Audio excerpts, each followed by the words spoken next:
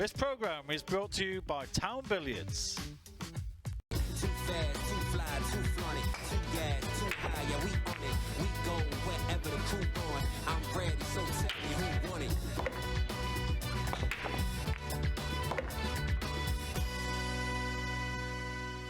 Welcome back to Free Sports Live Pool. The Super Series continues here from the West Midlands tonight. Can't wait for this one. Stephen Jameson and Simon Webb with you all night long. And Marc Farnsworth against Ben Rowland. Really looking forward to this one as we bring the table in.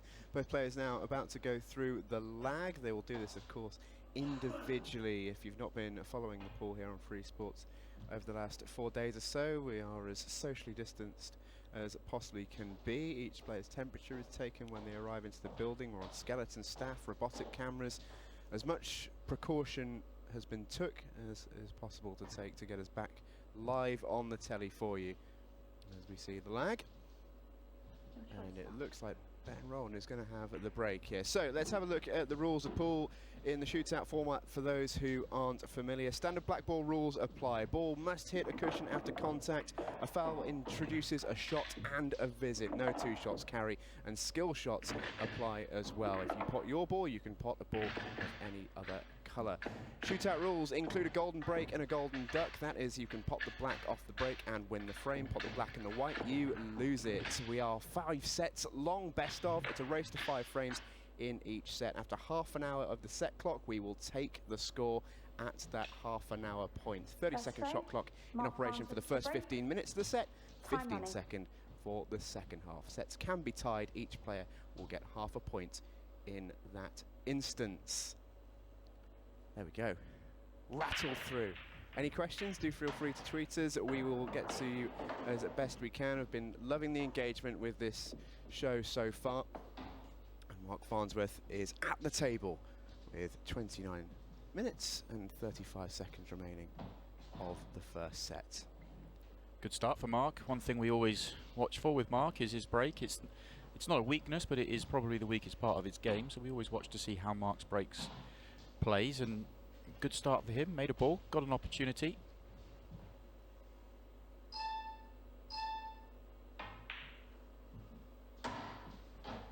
That one has wiped its feet. Pace has allowed it to drop. Yellows are pretty nicely laid out. There's one just to the left-hand side of the red, towards the bottom left-hand corner, that's slightly awkward, but I think he can get to the potting angle, and the one in the middle of the table he can take to the top pocket. So everything has a pocket. More often than not, when Marc Farnsworth has a layout like this, he tends to be very clinical. I think this will tell us a lot about how his practice has gone over the last week or so. Of course, he does has a great ability to play the break as it goes, because he's a fantastic snooker player as well, and that I always feel seems to factor in to the game of pool, especially when it is like it is at the moment. The balls aren't the easiest, but that white ball control is millimetre perfect so often with Marc. It's the one thing you get with Marc, and it's actually a similar story. A lot of the top players are ex-snooker players, or some of them have even tried to make it on the pro tour. You know, Marc's cue action's fantastic. He cues so nicely. He's got such lovely control around the table. You feel when he's on top form that you almost say, well, he's always got easy run-outs because he's in perfect position all the way through, and he makes the game look easy. But that is the skill of pool, understanding those routes and having the ability to execute the routes. And this is a prime example. You know, this is a sort of finish that other players may have ended up in a mess on, and he's 2 good pots away from making it look fairly simple.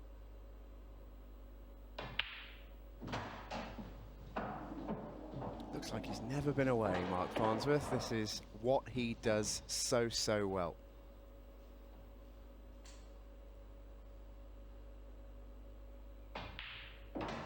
Brilliant.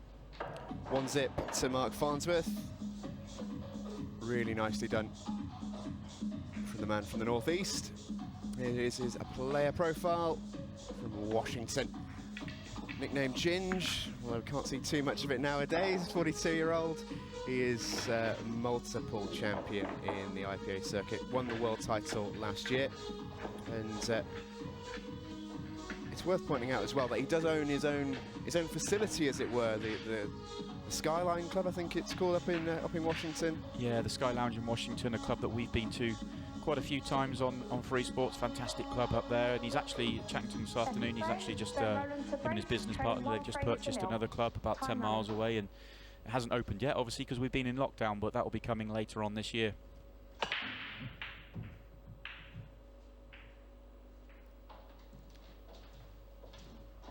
Ben will be gutted to start with a dry break, especially after watching Marc break and dish in the first set. His first shot of the tournament has come up dry, and it's not even a bad break. He's got a good spread on the balls, but you know, you wouldn't be surprised if in a few minutes' time he's looking at a 2-0 deficit here. That's the game. That is the game, especially at the absolute elite level. And yeah, you're right, Marc. Ben's hit the break really well.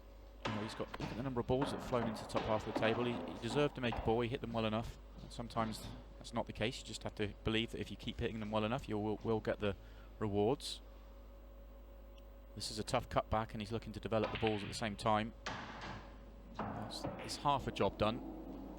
Actually, I think the yellow's come out far enough, so it's a very good job done.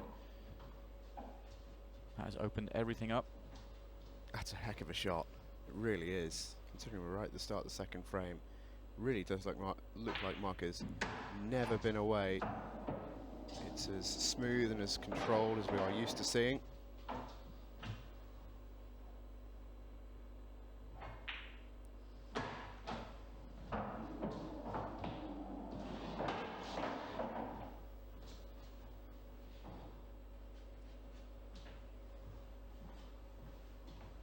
This is the way Marc likes to play. He's just working out the one just that's under his chin. That's the trickiest ball left of the three, because it doesn't go into its obvious pocket, which is the bottom right-hand corner, but it will go into the bottom left-hand corner, which I think he'll play for, although he may feel he's got just a touch too much angle here.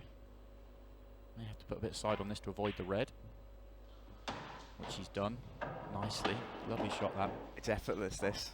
This is an exhibition so far from Marc Farnsworth. He may have just a little problem. He may not be able to avoid the red this time, and if he cannons the red, then how does he land on the black? He may have to accept he's going to have a tough black either into the right centre pocket or the top left corner.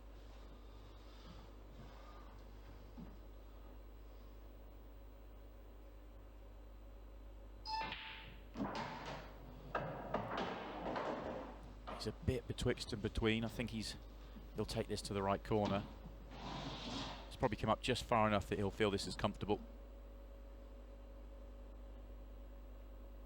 A breaking dish and a reverse dish from Marc Farnsworth to start off tonight's game. He is racking and rolling.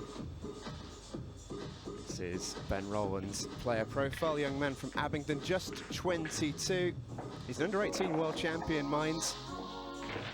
We've mentioned already, plays a lot in China, and he did get to the last 16 of the Chinese 8-ball World Championships. Also races motocross in his spare time.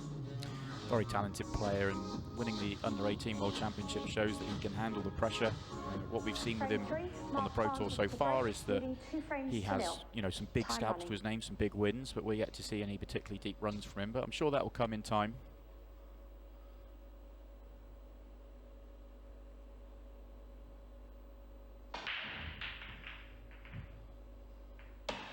Oh, Marc in off the break, so Ben Rowland will get his chance in this third frame. Didn't quite catch that break cleanly. Mike was flying around the table, not quite as planned. It wasn't the worst break, but wasn't as good as his first one. So our first look at Ben Rowland, see how he's playing. Shot and a visit, remember, for the foul by Marc Farnsworth. And Ben won't be too happy with that shot, I don't think. He's still got a problem ball of each colour and then next to each other on the bottom cushion, but potentially look to develop one of those here. She does. Sort of good news, bad news. I don't know whether he's too close or too high on this to sneak the one he's closest to in. The first shot wasn't his best work. He would have wanted to open everything up, and he just nudged one slightly safe. He may just play a safety here. notch this over, get the white. I was going to say get the white just behind that red, but he felt he could still pop that. I'll tell you what, it's actually turned into a brilliant shot, Simon, because it's developed his only other really difficult-looking ball. Yeah, I'll be very pleased with how that's come out. One more good positional shot, get back out into the open after this one, and he'll have a bit of control in the visit. He'll take that kiss over to the far side cushion. And good to see himself and John McAllister shopping at the same shoe shop with the shiny shoes. Yeah, I dread to think the price tag on those shoes, I've got to be honest. Ben is a player that does like his fashion and his shoes in particular. Never thought about giving those a go in the old playing days, Simon? You can't play at the level I was playing at and wear those shoes. You just make yourself look silly. That was a lovely shot, because he only had about half a pocket there. He didn't have the full width.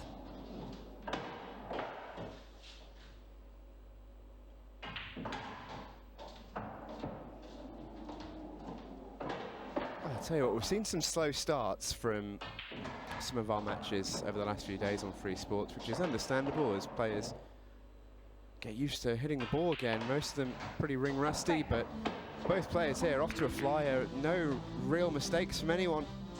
3 frames, 3 clearances, and this one goes the way of Ben Rowland. It's 2-1 in the first set. The winner of this match will be playing David McNamara, who we saw last night on Free Sports. Who had a bit of a mixed game against Kyle Brown. He had some moments where he looked like the best player in the world and some moments where he looked the opposite of that. But in the main, a very, very positive result for David, and he plays the winner of this one. I'm sure he'll be watching this one with a keen eye, scouting his quarter-final opponent. Time running. Ben with a different cue, specifically with a break. He does crunch them, doesn't he? He's timed them so well. He didn't have to reach back for that extreme power and lose his shape and his control. He's just timed it, and the explosion of the pack is absolutely brilliant. I know he was dry in his first break, but that's a very impressive sign.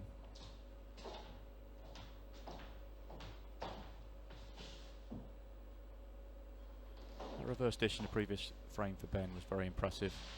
First shot wasn't his best, the free shot that he had, but was able to find 2 or 3 really good shots to gain control in the frame, and then made no mistakes. And to do that after having to, watch Marc win the opening 2 frames, it makes it more impressive. And similar really to how his first break ended up, it's not come out particularly kind for him, despite the huge connection that he got. Yellows and reds were both pretty tricky. He's still got a little bit of work to do with the yellow on the right side as we look at it from our position. Just had a little glance at it there. Not the biggest gap to hit, but he doesn't have to move the white very far. He's just about okay, I think. There's the one just to the right of the black, a couple of shots time. As you can see from that previous camera angle, it will go into the top corner pocket, and you probably has to accept that you're going to have to land on it in that pocket. And in fact, he wasn't on the ball to the bottom left, so it's a safety shot. The first time tonight that we've not seen a clearance from the break. Yeah, been a heck of a start, hasn't it? Fourth frame, pretty impressive.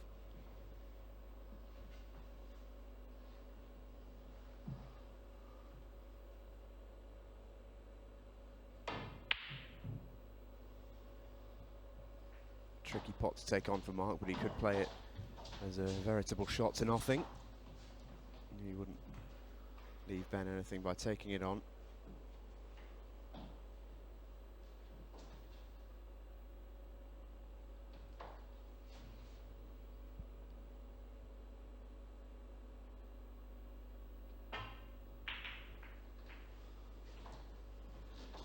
Not Ben's best shot, that. He needed to get the white a little bit lower down the table.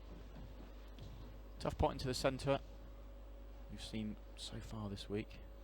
These are tough. One of the characteristics of the Blackball tables, those pots into the centre pocket are a little bit tighter.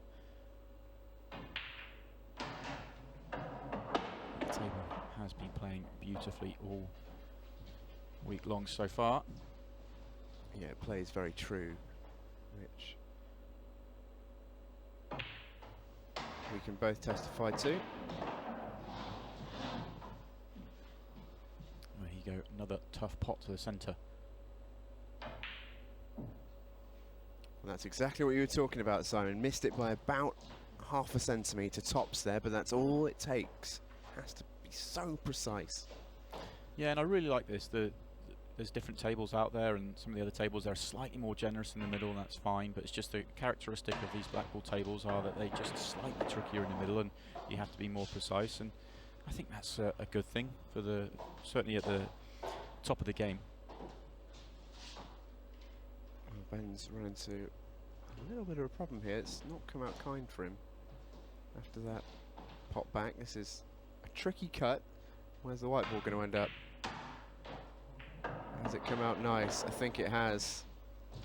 But black is going to be a big problem for him. Yeah, it's good news, bad news again. He's on the yellow, can't get on the black. What he's looking at now is trying to play the yellow off the black. Makes the yellow much harder, but you have to try it because you're not going to get on the black any other way. Oh, I tell you what. He deserves to be on this, and I think he is. I think you can see it past the red. That's an absolutely brilliant shot from Ben Rowland. Really, really high level. Oh, we've got a game on our hands, Simon. We've got a game on our hands. That's very impressive from Ben Rowland. That is absolutely fantastic. What a shot. And he will settle down from that. And it really is a game on now, isn't it? As we tick into the second half of this opening set. So the first time I'm going to see these two players at 15 seconds a shot, and this is something I've really been looking forward to seeing, is how both these players will cope with it, but Marc Farnsworth in particular.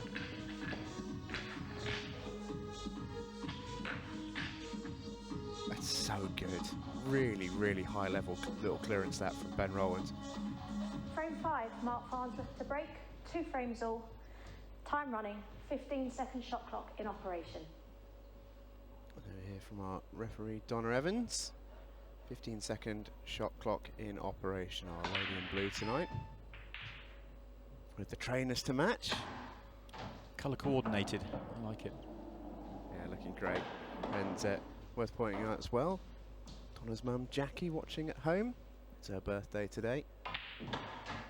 Yeah, happy birthday, Jackie.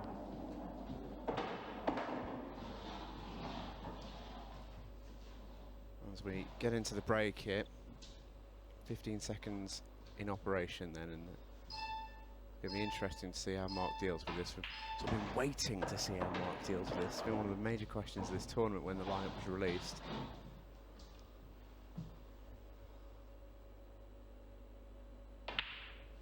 I've always felt that his patterns and the way he goes about the game will probably allow him to sort of play quite, adapt to the 15 seconds quite well, but it's about being able to maintain those patterns and keep it simple the way he normally does.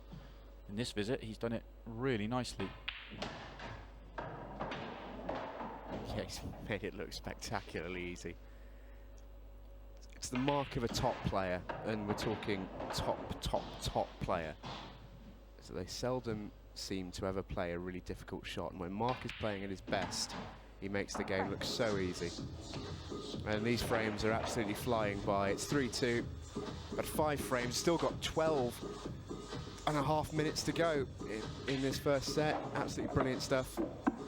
We take a look at his recent tournament history. His defence of the world title on Freesports was a really interesting one, lost in the first round to Carl Morris. But other than that, there's been his usual consistent self. Yeah, he's been consistent, but he'll be disappointed. If you showed that graphic to Marc, he would say that's not what he expects from himself. He's won so many titles over the last few years.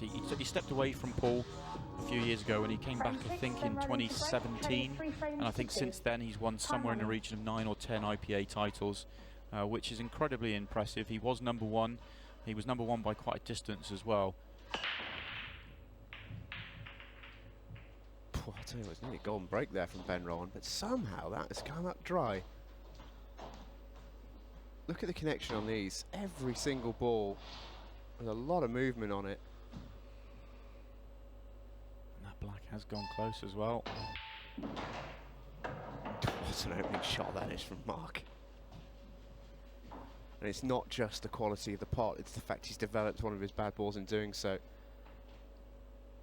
Straight after it.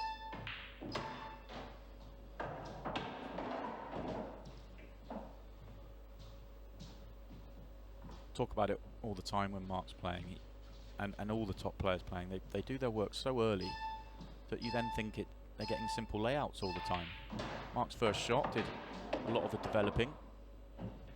Okay, he's now potentially running into a little bit of trouble because I'm not sure if he can avoid the reds on the top right-hand corner of the table. And there's a lot of left-hand side to check the ball. He's done it nicely. Big shot down the rail if he chooses to take it. If this goes in, it's pretty much frame ball. The last 3 pots would just be straight Rolands. But it's a big shot down the rail.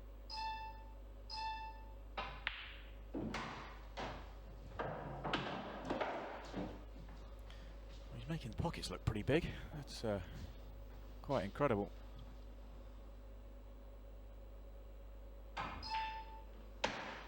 Was he just gone too far? He just decelerated on that shot, just a fraction. Yeah, I think he's still okay. Straight down on it. This is a trickier black than it potentially looks it.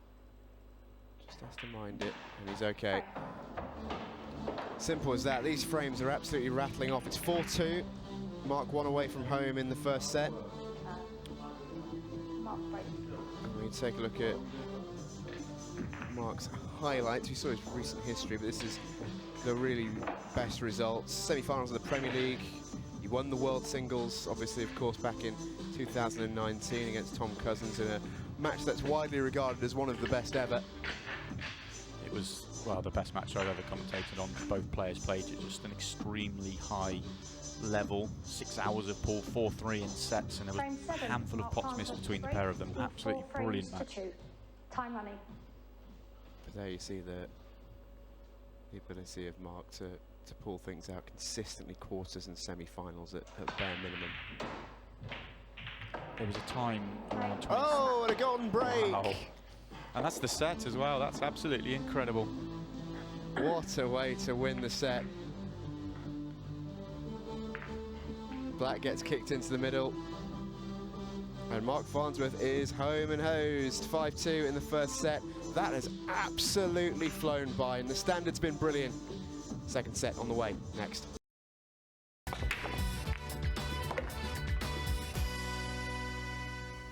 Welcome back to the Super Series on Free Sports. Pool on your screens this Tuesday evening. What a first set we just saw as well between Marc Farnsworth and Ben Rowland. Marc's winning it 5 frames to 2 rather.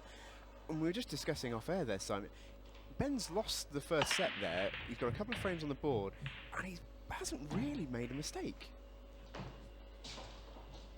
He hasn't made a mistake at all for me. It's the only 2 mistakes in the match so far. 2 missed pots from Marc Farnsworth in the first frame that Ben won. Other than that, it's been flawless from both players, and it's quite incredible from Marc the way he was able to rattle off, I think, 4 finishes from the break in a golden break. I mean, what a set of ball. Yeah, amazing.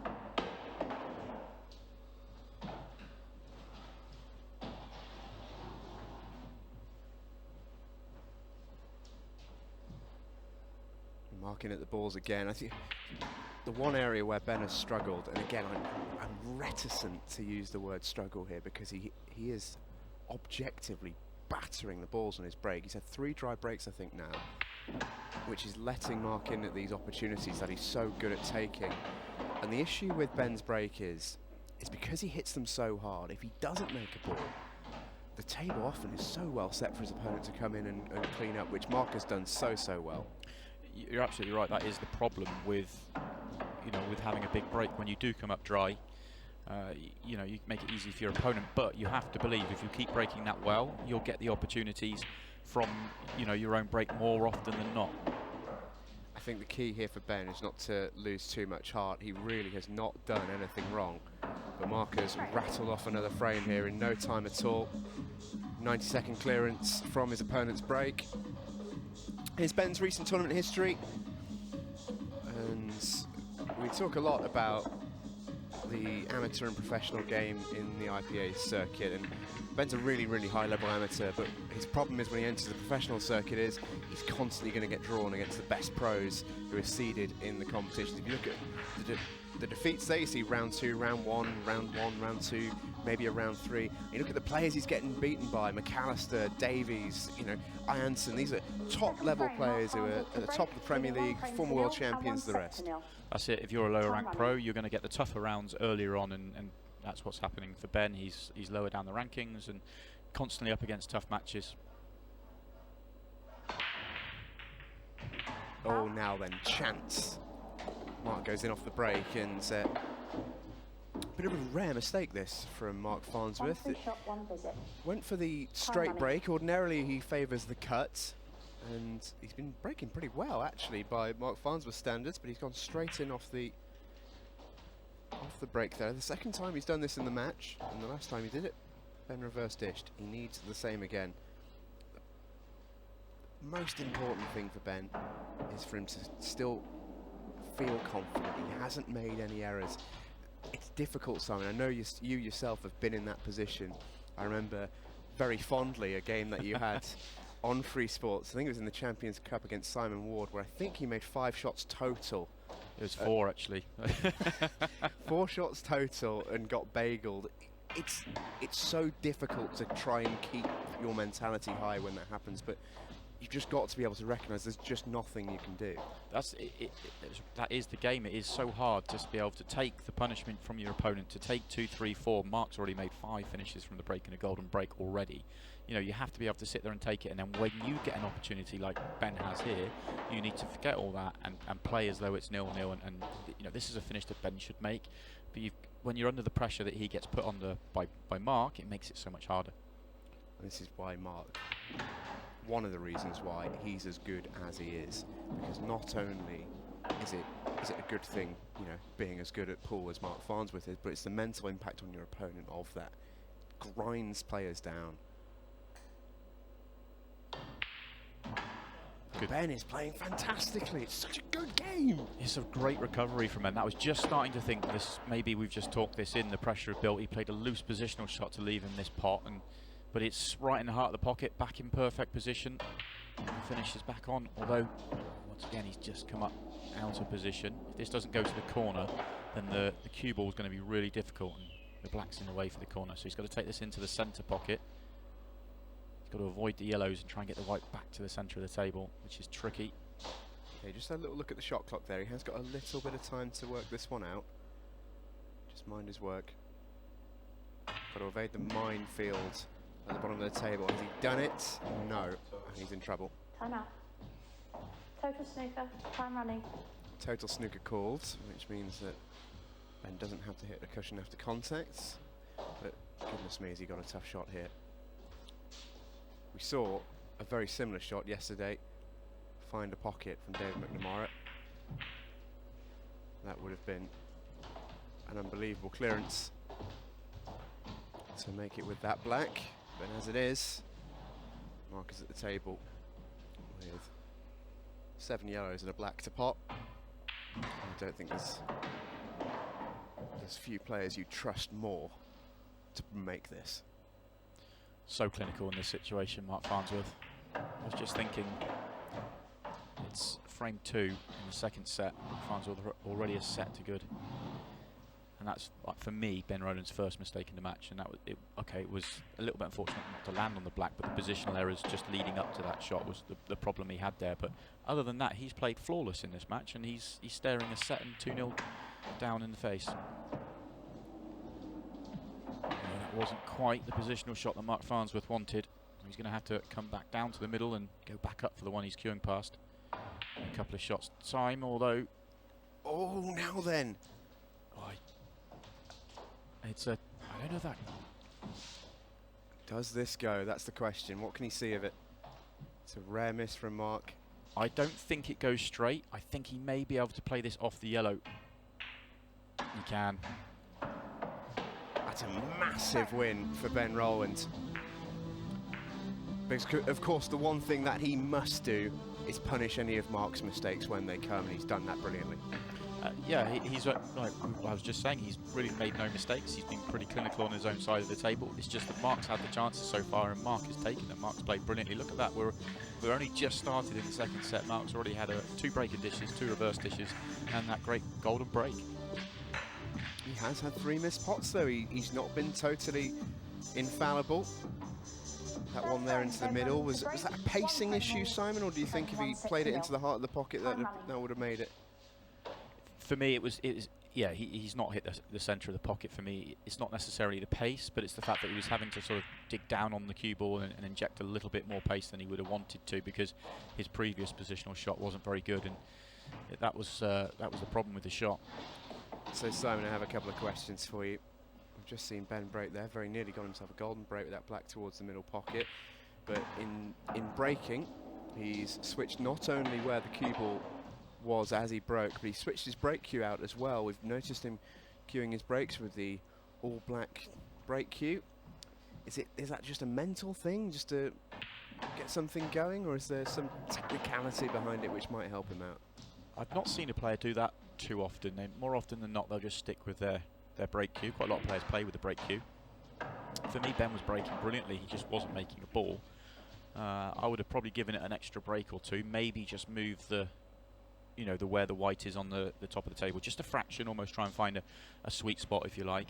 But he was breaking so big, I think I probably would have given it an extra break. But he's made the decision to change. Is he looking at another reverse dish though? He is, but it's not ideal.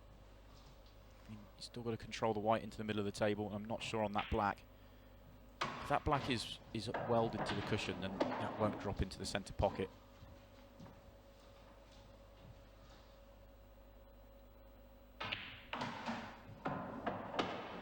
I think we've just a little peek at the overhead shot on our monitors here. I don't think that black goes. So he's, or does it? Well, he must do, because he's played on it. Yeah. This is tight.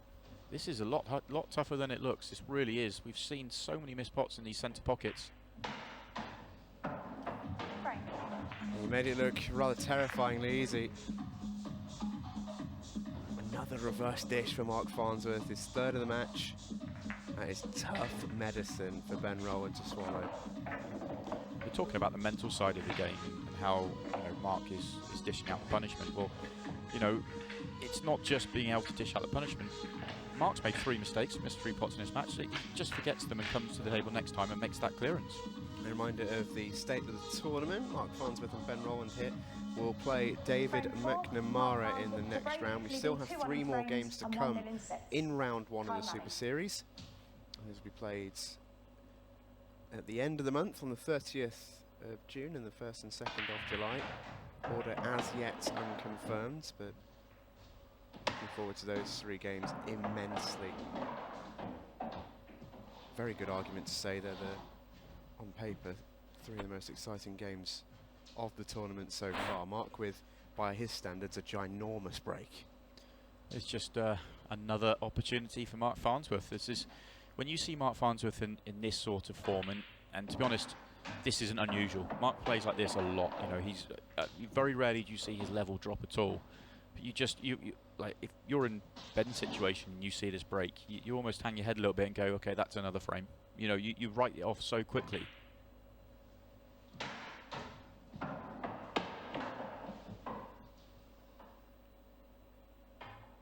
The biggest strength of Marc's game is his patterns and his cue ball control around the table. So when he sees a table like this where everything is in the open, everything is wide open, then as an opponent, you never expect him not to make that clearance.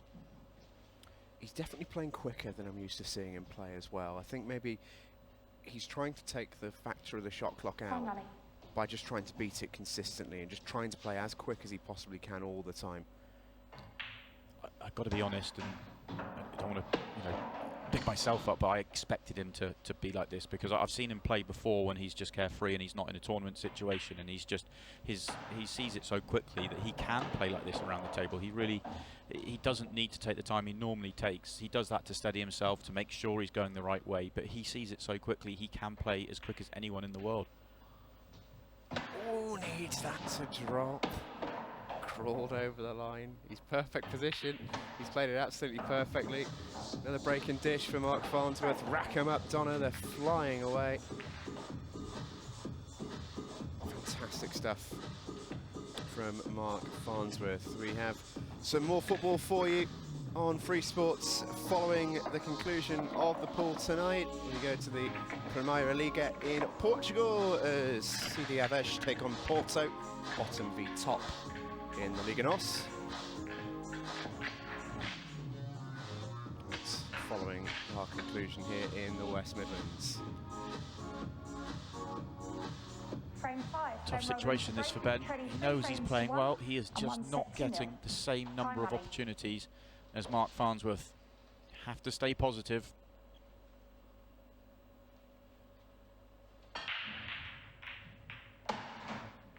Okay, this time he's made a ball and it's a big break once again.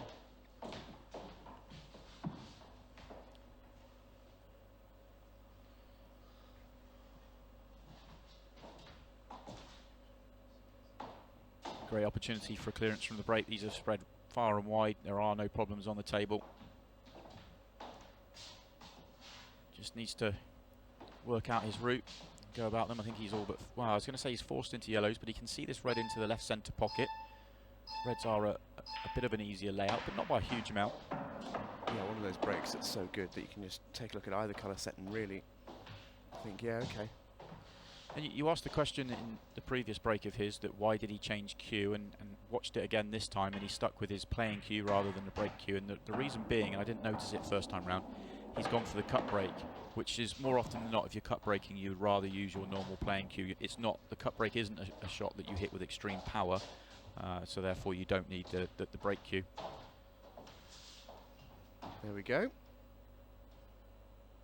I knew you'd have an answer for me, Simon. It just took a couple of frames. I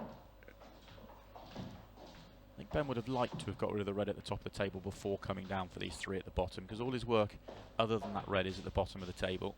So at some point he needs to go up and possibly come back down, but he could leave it for his last ball, play the black into the bottom left-hand corner. Yeah, I think that's the plan.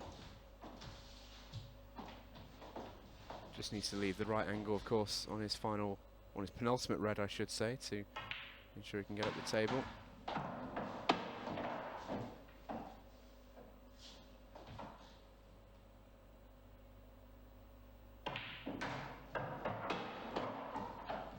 Played that really nicely.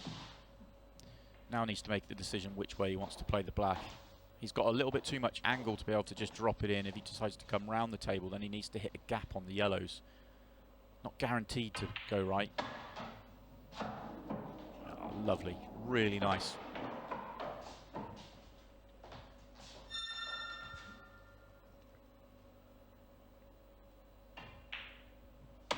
Yeah, brilliant. Both players are actually playing so well in this game. We're being treated. Really has been such a high standard. I think comfortably the highest standard we've seen on Free Sports over the last 4 or 5 days. And to join us back in the studio here, Simon, let's just talk about the standard a little bit, because it's so important that Ben tries to go with Marc as much as he possibly can. It's difficult when he's not getting as much table time, but if he can keep going, it's difficult to maintain this level consistently. You just have to believe that you're going to get the next opportunity. When you get it, you've got to take it, and Ben's managed to do that. What he needs now is a dry break from Marc, and he can tie this set up. You've just got to keep believing that you'll get the opportunities and stay positive. Here comes Marc Farnsworth then with his next break, and he is actually breaking really, really well at the moment, Marc Farnsworth. He's crunched those again. His first shot is going to be quite easily, though, his most difficult one, the way these have come out. I think he can just sneak through to one in the middle, but we've seen these are very tight, but well played. Yeah, I didn't know he could see that yellow, actually. It's a little bit easier than I first gave it credit to.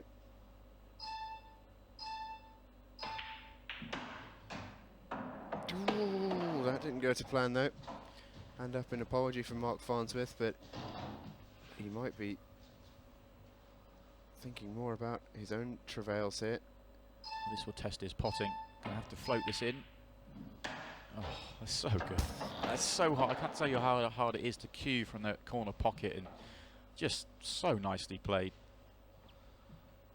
It's got us purring. This is top level pool, and not just from Marc Farnsworth. Really worth pointing that out. Ben Rowland is contributing massively to this match. Marc is having to play this well.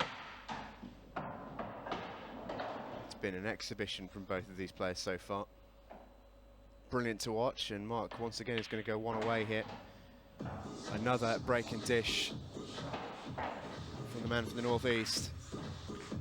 It's pretty incredible stuff, it really is. Ben Rowland has made half a mistake. A positional error is the only mistake he has made in this match, other than the fact that his break hasn't quite worked for him. Although, for me, he's been hitting the break great. So he's not getting an even number of chances. Marc Farnsworth is getting taking all the chances he gets. It's not quite one-way traffic, but it is incredible from both of them.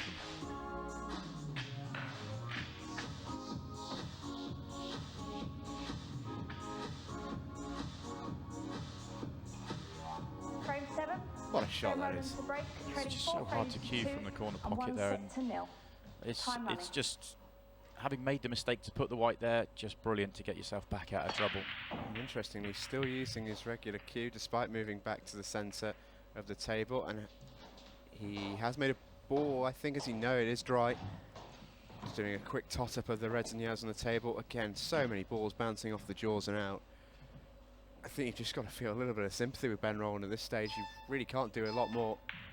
15-second shot clock, by the way, is in operation. Marc is still okay, despite hearing the klaxon there. As long as the white ball is hit before that sounds, he is absolutely okay.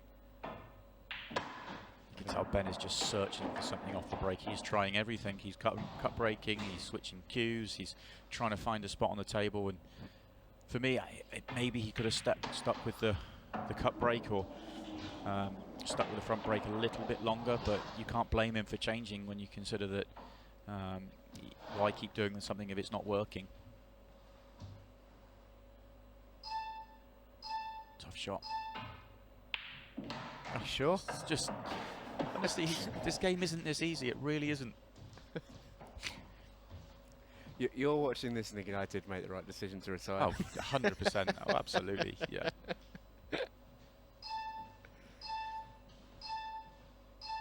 Shot clock ticking. Just played it in time. It's actually got a delicate shot. This isn't easy to land on this last red. May look to come twice across. It's worth pointing out as well that Marc is 2 frames away here from taking the second set. 5 frames will seal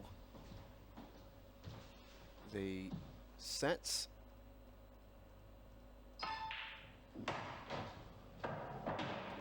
Not ideal on this black.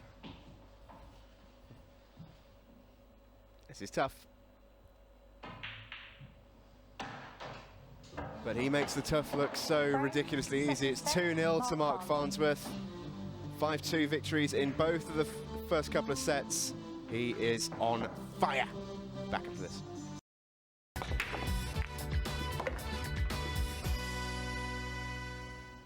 Welcome back. It's a Free Sports live pool on your screens this Tuesday night. It's the Super Series, Marc Farnsworth versus Ben Rowland. And so far, Simon, it's fair to say this has been an exhibition. And not just from one player. Both players are playing phenomenally here. But Marc Farnsworth is 2-0 up. It's been incredible stuff. Both players are playing at such an extremely high level. We're showing you a couple of pots here from the match from Marc Farnsworth. This is where he's just put himself in a little trouble, a rare bit of trouble on his own side of the table, where he's having to come up with a big pot to recover it. But those pots are going right in the heart of the pocket. And, well, we asked a question about the shot clock. He isn't using 15 seconds, or he's not using his 30 seconds. He is just running around the table and clearing up. Yeah, I saw a brilliant tweet in the break asking if Marc's got a taxi on the meter. I don't think so, but the way he's playing, you wouldn't know it. It is phenomenal stuff. And as I mentioned in the last set, Ben really has not done an awful lot wrong, if anything, really. He's breaking well, but they're not really coming up for him.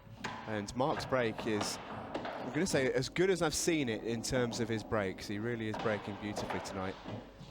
It's one of the big question marks every time Marc plays. It's not, his break isn't as good as some of the other top players, but I think when he won the world title a couple of years ago, I think he'd worked on his break to the point where it was no longer the weakness that people were making it out to be. It's still not as big as other players, but you can see when you get onto a lovely table like this, they open up so nicely, and he's giving himself so many opportunities because of that break.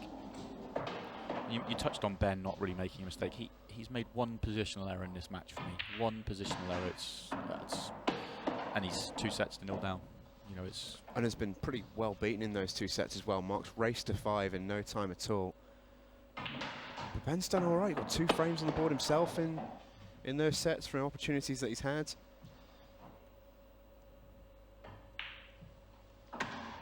He said to you in his interview beforehand that he likes playing over in China for the competition, the challenge. I don't think he gets as big a challenge as this one. He can't have played too many better than this man right now. Another frame on the boards for Marc Farnsworth.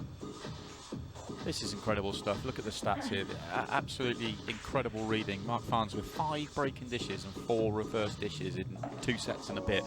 Ben Rowland's had one of each himself, and look at Ben Rowland there. No missed pots, no fouls. The only thing is really going against him is you look at the break. 7 breaks and 5 of them dry. Whereas Marc, although he's fouled twice off the break, he has had more success. 5 times potted and 1 golden break. But you can actually make the argument here, looking at these stats, Marc Farnsworth has made more mistakes. He absolutely could. And I think you'd be factually correct in doing that, but it is a crazy, crazy game. 11-4 in sets. 11-4 in frames, should I say, and 2-0 in sets. Ben needs a ball from this break, you feel, and he has got one. And from a neutral perspective, which of course we are, Simon, I'm pleased for him here, because as I say, he's deserved more than he's got so far in this match for how well Marc's played. Ben really has not been that far behind at all. He's just not making the mistakes, but if you don't get the chances, I mean, that's probably Ben's second mistake, and it's not really a mistake. He's still got options. He didn't want to cannon the red. But if your opponent keeps clearing up every time he comes to the table, what more can you do? And it is really tough on Ben here. I mean, this set will tell us a lot about Ben. If he can stand up to this punishment and manage to just reset himself and believe he can still win this set, and even if it doesn't happen, if he continues to play the way he's playing, he may not win the match, but it should set him up well for the future, knowing that he can maintain his standard. Although that's a loose positional shot once again.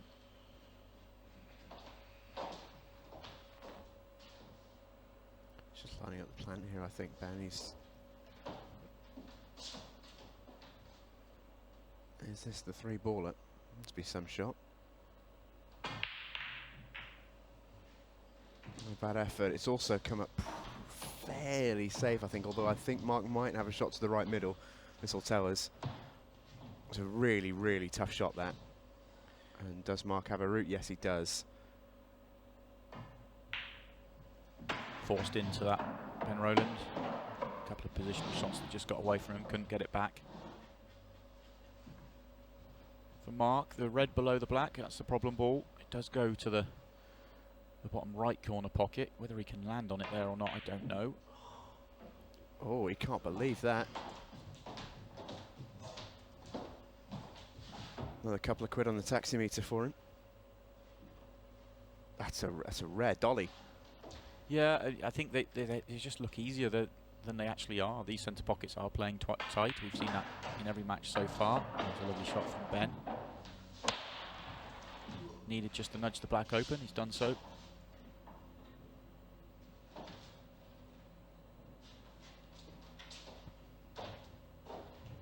Tricky little shot, this.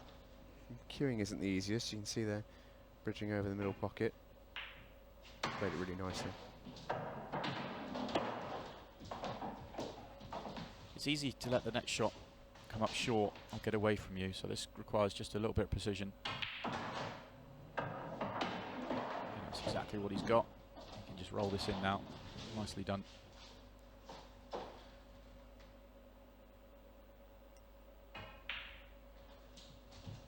I wonder if this will just be a bit of not only a settler, but it also needs to be a catalyst for Ben Rowland. He gets a frame on the board, ties things up in set number 3.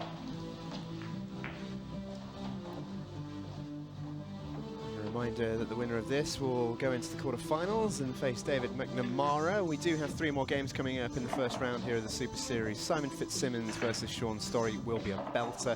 Likewise, Gav Robinson against Alex O'Donoghue. And the shootout specialist, Jordan Shepherd, is in action against Mason Penny. All 3 of those games will come in a 3-day block at the end of the month, 30th of June, 1st of July and 2nd of July for those 3 games. Really looking forward to I'm looking forward to all 3 matches, but I think that Gavin Robinson Alex O'Donoghue match, that is one of the best matches of the round for me. It's such a tough match to call. Yeah, really looking forward to all 3 of those games. As mentioned a little bit earlier, it's arguably on paper the 3 best games of the tournament so far, and we've already really enjoyed the ones we've had. It's another great break from Marc. And he's back at the table. Are we looking at another break and dish?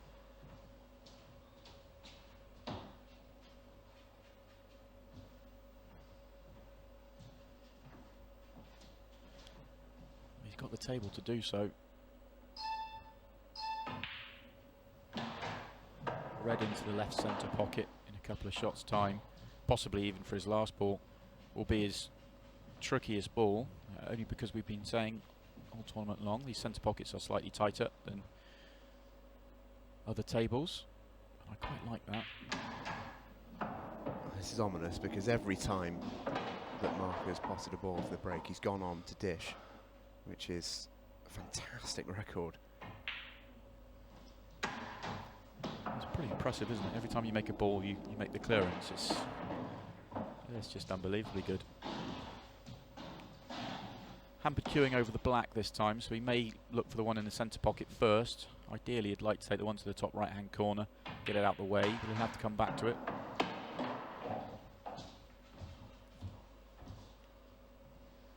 These have been giving it a little bit of strife. Not on that occasion. It's a cute little positional shot coming up, though.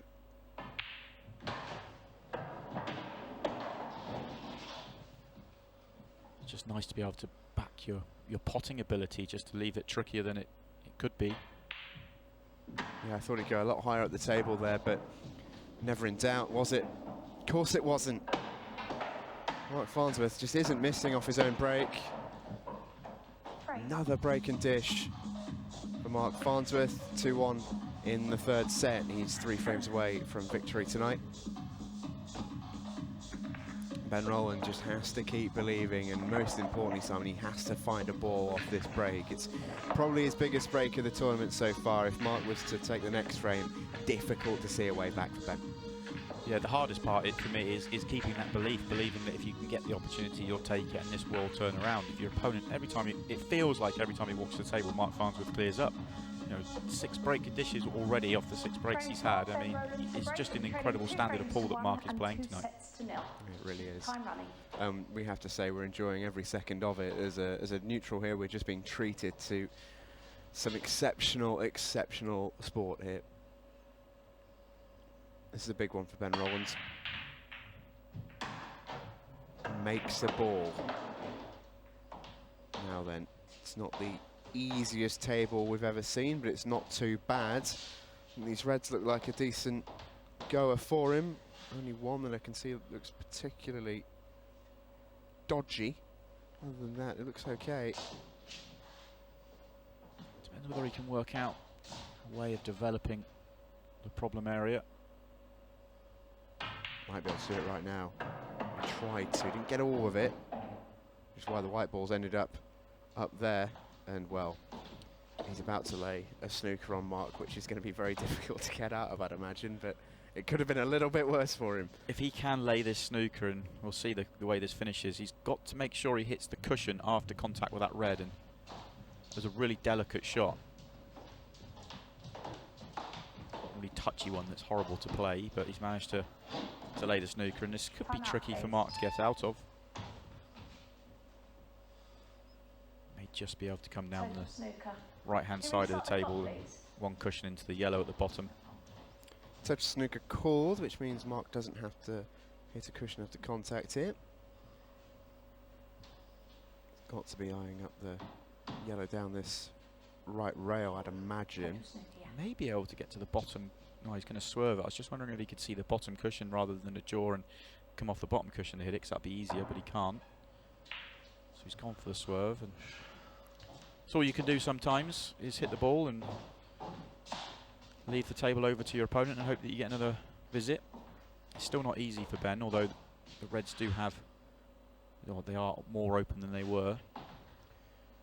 Yeah, I just wonder if he's on this one down the rail off this shot here. He's going to be if he wants it, but I think he's going to wait for a better opportunity. That's his only real big problem. That red lowest on the table also could cause him a bit of a headache if it doesn't go past those yellows, but I think it does. Ben's taking the decision to get closer to that ball on the right, on the left-hand side. Would have been a very tough pot from where he was, but it would have been a frame-winning pot had he taken it on. Oh, he's overhit the positional shot, so now he may not even have a pot on here. It's a good camera angle to see. He's going to have to swerve this a fair amount round this red. Tell you what, that's a heck of a shot. That's brilliant. That is a really, really good one. His ability and the way he's played has very rarely been in question tonight. Whenever he's been asked, he has really come up with the goods. Yeah, that was a brilliant shot, and the extra bonus was being on the red to the left centre as well. But I mean, it really, we keep saying that Ben has played an incredible match here. He's played so well. He's made 2 positional errors in the whole match, and he's really up against it. Could make both here. Could make both. Ah, what a way to end the frame. Ben Rowland with the skill shot to end it all, and he goes 2-2. Once again, 2-2 in the set. We've seen this, I think, a couple of times now, before Marc has then decided to run away with it, but that's a great shot, and he will have known that was on. Yeah, he wouldn't have worried if it had stayed on the table. It was a case of playing it at a pace where if it didn't go in, it was just going to hang over the pocket for a simple black. But great shot from Ben, and a great clearance. It really was a very classy clearance from Ben to keep himself in this set. This is the man behind the cue, Marc Farnsworth. Marc Farnsworth to break, 2 frames all, and leading 2 sets to 0. Lee McCourt, his favourite pool player. It was interesting seeing who they choose, and I think it's a reflection on their current selves. That black's on the move again. Nearly another golden break for Marc there, but I think that has come up dry. Or did he make a ball? He did not. That has indeed come up dry. So then, Ben Rowland, this could be a massive frame. Can he get himself in front in a set? This isn't a nice layout. A couple of problem areas. And the black's a real problem. He wants to break into the red and the yellow there on the side cushion. He doesn't want to play the red at the top from the position he's in now. That's his ball to develop the black with, so he can't do that from this shot. He'll have to come down the table again. But if I'm Ben, I wouldn't want to develop the black until I've worked out what I'm doing with the red on the left-hand side.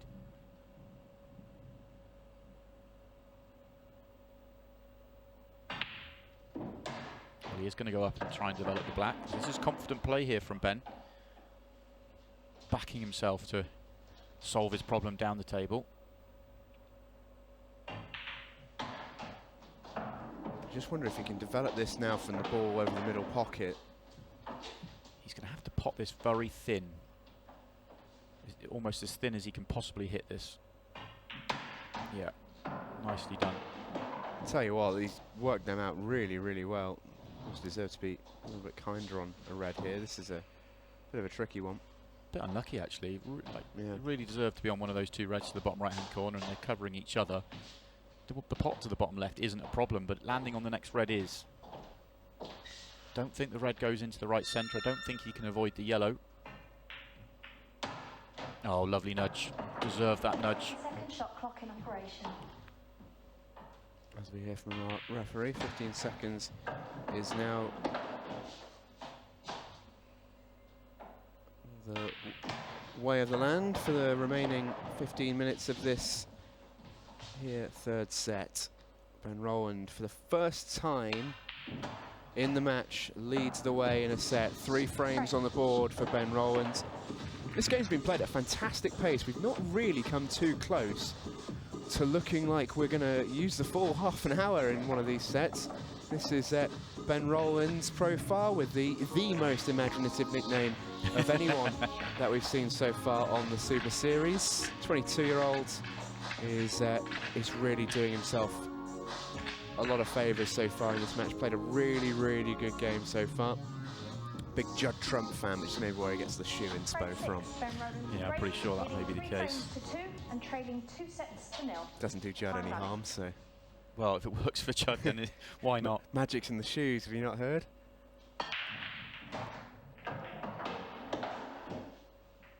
And we so often see this. So often, we mentioned this a lot last night. But momentum's such a big thing in this game. And when it just feels like the momentum's starting to turn, it's amazing now how I never was in doubt that Ben was making a ball off that break. You're right, and that's what you have to believe, and it's hard to believe that as a player when it's going against you the way it was. Marc was playing so well that you just felt, I'm never going to get an opportunity. How can I get back in this match? All you can focus on is taking that first opportunity when it comes, and then believe that you'll get a second and then a third, and keep taking them. And this is a great opportunity to get 2 frames ahead in a set. He's just over on his positional shot. This is tricky. This is a very thin cut back. In fact, he's having to go the other way. He's taking this to the bottom left. And he had to go in and out the top end of the table, and that's Ben's first missed pot in this match. Which is an amazing stat, and I think he might have got away with it, you know. I think the only thing Marc can play is a really, really tough plant. Look at the way this white ball's glued itself to the red in the middle of the table, and he's not got a lot of time to figure this out. Did make it in time. It's not a time foul. He could just play safe. And Ben does have a route to the bottom of the table here, if he wants it. I think Ben will take this on. There is an argument to say that he could play safety, but I think if the safety battle continues, he would lose. So he's going to take this big pot on and cannon into the other 2 yellows. Shot. I think he's still okay-ish. He might have to go cushion first for the yellow down the rail, but I think he's come out all right there. It's a brilliant pot. Oh, it's a fantastic pot, and he come through the gap of the yellows, which has helped him. Didn't even have to go cushion first. Can he get onto the black? This is a really, really precise positional shot needed here. It's tricky to get on the black, it really is. Needs the white to pull up, and it has. That's a lovely shot. Really got into that nicely. It's a bit of the way it's been so far in this match. It's awkward again for Ben, this hampered queuing. What a shot, Ben Rowland. That's the end of the frame. It's 4-2 to Roland. Call him by his nickname there. And he'll be absolutely delighted. Yeah, the rumbles you're not hearing, by the way, are the heavens have opened in the West Midlands here. It's hammering it down outside. But both of these players are playing lightning fast on the table. It's been rapid stuff. Still well over 10 minutes remaining in this third set. And Ben Rowland is 1 away from taking a set here.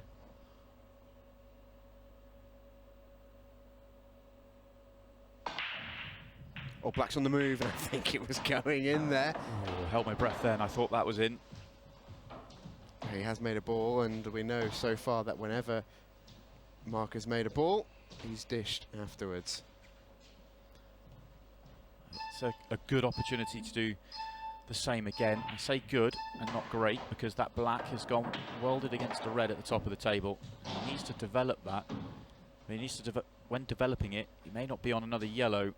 And if he leaves it for his last ball to develop and he doesn't land on the black, then he's going to run out of position. So it's a tricky decision to make is when to go after the black. It helps him if the 2 yellows at the top of the table, the one nearest the right-hand side cushion, if that goes into the right centre pocket, that helps him. didn't have the perfect angle there. You see, when you inject pace into the ball, it throws the white just that little bit wider before the spin takes over. And if he had just floated that in, then he probably could have got to the black, but he wouldn't have developed it.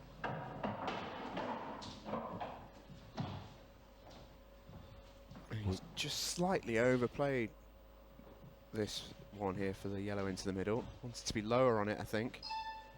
Not sure he can land on the next yellow. Oh, I must go to the top corner pocket. Don't think he's got the full pocket, you know. Hey, Marc Farnsworth, you don't need a full pocket. Well, I'll tell you what. Wow. That's just wow. He hasn't landed nicely on the black, but he'll be happy that he's got a shot to this black. This black will go in the centre pocket. It's delicate, but the way he's potting. Stop it. Oh, the white's in and the black is not. Well, that would have been clearance of the tournament so far if that had ended up dropping. What a shot that is. What a shot. Now then, Ben Rowland is almost on his way to a set on the board here, and he deserves one as well. He absolutely deserves one. He's played his part in a fantastic match so far. He's played every bit as well as Marc. He's just had less chances.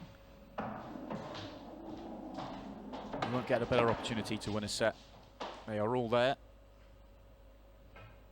Plenty of time. Doesn't have to worry about the match clock. Doesn't have to worry about the shot clock particularly, because he doesn't have much to work out.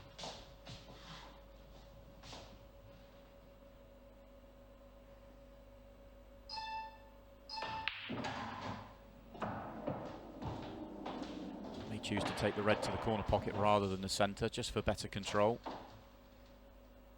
Yeah, I think he's doing exactly that.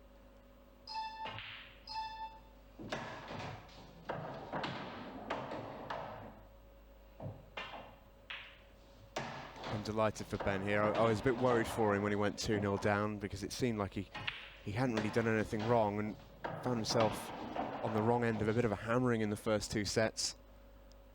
But full credit goes to him, and he's missed the dolly of a black. I don't believe it. It was almost careless. It was like the work was done, the set was won, and he didn't quite cue that one as smoothly as normal. And we've been saying the middle pocket's played tight, but that is a bad miss. It is a bad miss. Yeah, that wasn't one that we can talk about the pocket being tight. He played it quickly because he thought it was a black. He couldn't miss that. Well, that could really come back to hurt him. That really could. That was the set. That really was. In the palm of his hand, and it's a big drop that for Ben Rowland, but he's still in the driving seat in this set. Oh, you won't want to see this again. It's a bad one. Played that clearance beautifully. Played the set fantastically well. You know, he's won the set. You know, he really has. That was a black. You wouldn't even out there. Ben wouldn't. If you gave him 100 tries, 1,000 tries at that black, he wouldn't miss in his mind. And he's just almost just switched off and kept it on the table. Now, we talked about momentum at Ben Rowland's last break. It would not surprise me one iota to see him come up dry here. And I don't want to say that I was going to tell you so, but he very nearly did. I thought he was for a moment there. One of the last balls rolling, drops in and saves him. He hits the break nicely. This is going to take some, you know, some composure and just to mentally forget what you've just done in the previous frame. You need to forget that and remember that you're still 4-3 ahead. You're still one frame away from winning this set. It's very hard to do when you've made the mistake that you've made in the previous frame. Is it not better that he's straight back in amongst the balls, though, let himself forget about that? If he'd have, for example, had Marc breaking for this frame and Marc was into another break and dish progression, it would have chewed away. Oh, completely. There's no question that right now he's not thinking about the miss. Right now he's thinking about this clearance. And it's when you're sat in your chair, it's when you're away from the table, you start thinking, oh my God, I've just given away the frame. But right now, he's into this visit. Yes, good chance again to win the frame here for Ben. And to then, obviously, to win the set. He's played that one at a nice pace. This should be it. We said that last time. Gave him a bit of a big build-up last time. Going to try and avoid that here, and oh my goodness, he's missed another one. And that one was arguably even easier. He cannot believe it. I think he's just trying to. This time he wasn't. It wasn't like a careless shot. This time he's just trying to pinch the pocket. He's trying to make this off the straight jaw because he wanted to hold the white on the black. If he makes that centre pocket, the white just comes across to the centre of the table. So that's the reason for that miss. But I mean, it's hard to believe those two missed pots from Ben. Well, Marc's giving him a bit of a chance here. Restart the clock, please. I think Marc's thought that would go. It hasn't. And has he made a big pocket here for Ben? Is Ben going to get away with it? He isn't. Oh, where's the black going? He's okay. I thought he was going to make that. I really did. I thought the big pocket was going to help him. He was going to make the yellow, but well, it's. It wouldn't be shootout, Paul, without drama. We've seen it every single night. We're seeing it again tonight. Best players we've seen so far on this table, Marc Farnsworth and Ben Rowland, have played out of their skins for so much of this game. And even they are susceptible to the odd bit of drama. I don't know whether Marc can get to the potting angle of the two reds, or the outside one of the, or the inside one of the two reds at the top of the table, or whether he has to cannon into them. If he has to cannon into them, there's still some hope for Ben in this frame. Not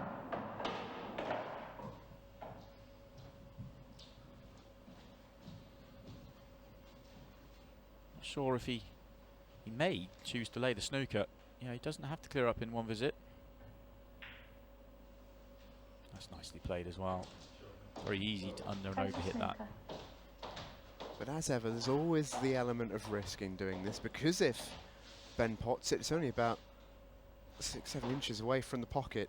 If he hits it flush, the frame is his. But he doesn't make it, and now you might as well chalk this one up. We're going to a decider. Time out, please. Yeah, starting to now look at the set clock as well. Time running. Just over 2 minutes left in this set. We should be all square very shortly. And we're going to have a very, very quick decider. If it doesn't get done, remember, and it remains at 4-4, both players will take half a point from this set. And then Ben will need to win the remaining 2 to take us to a Blackball shootout.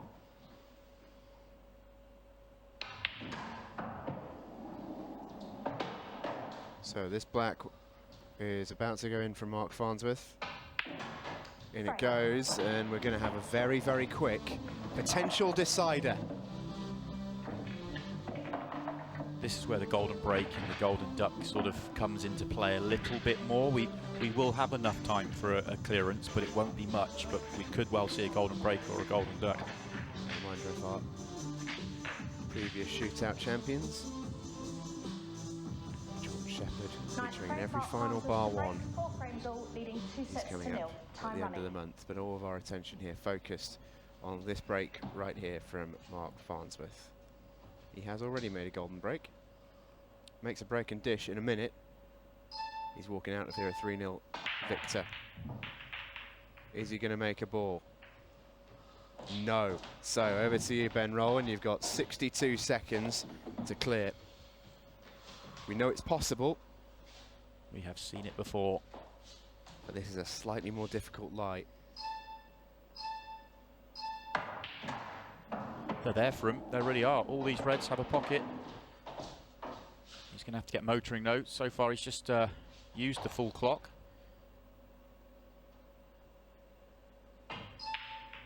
As he picks up the pace, he's going to be short of time. But they are all there. To get his skates on. They're still there. That positional shot isn't going to hurt him. He's got the one over the left centre pocket. At this point, I think he's going to run out of time. Now the skates are on. 15 seconds. Can he do it? 3 balls to go. He's going to have to take the one at the top table. Final 10 seconds. He is going to come up just shy here, I think. He's not going to have enough time to get these 2 down. And there we go. We will tie the 3rd set. Half a point only for Ben Rowland. 2 bad misses and just running out of time in the end to win that 3rd set. It's turning into a cracker here on Free Sports. We'll see you after the break.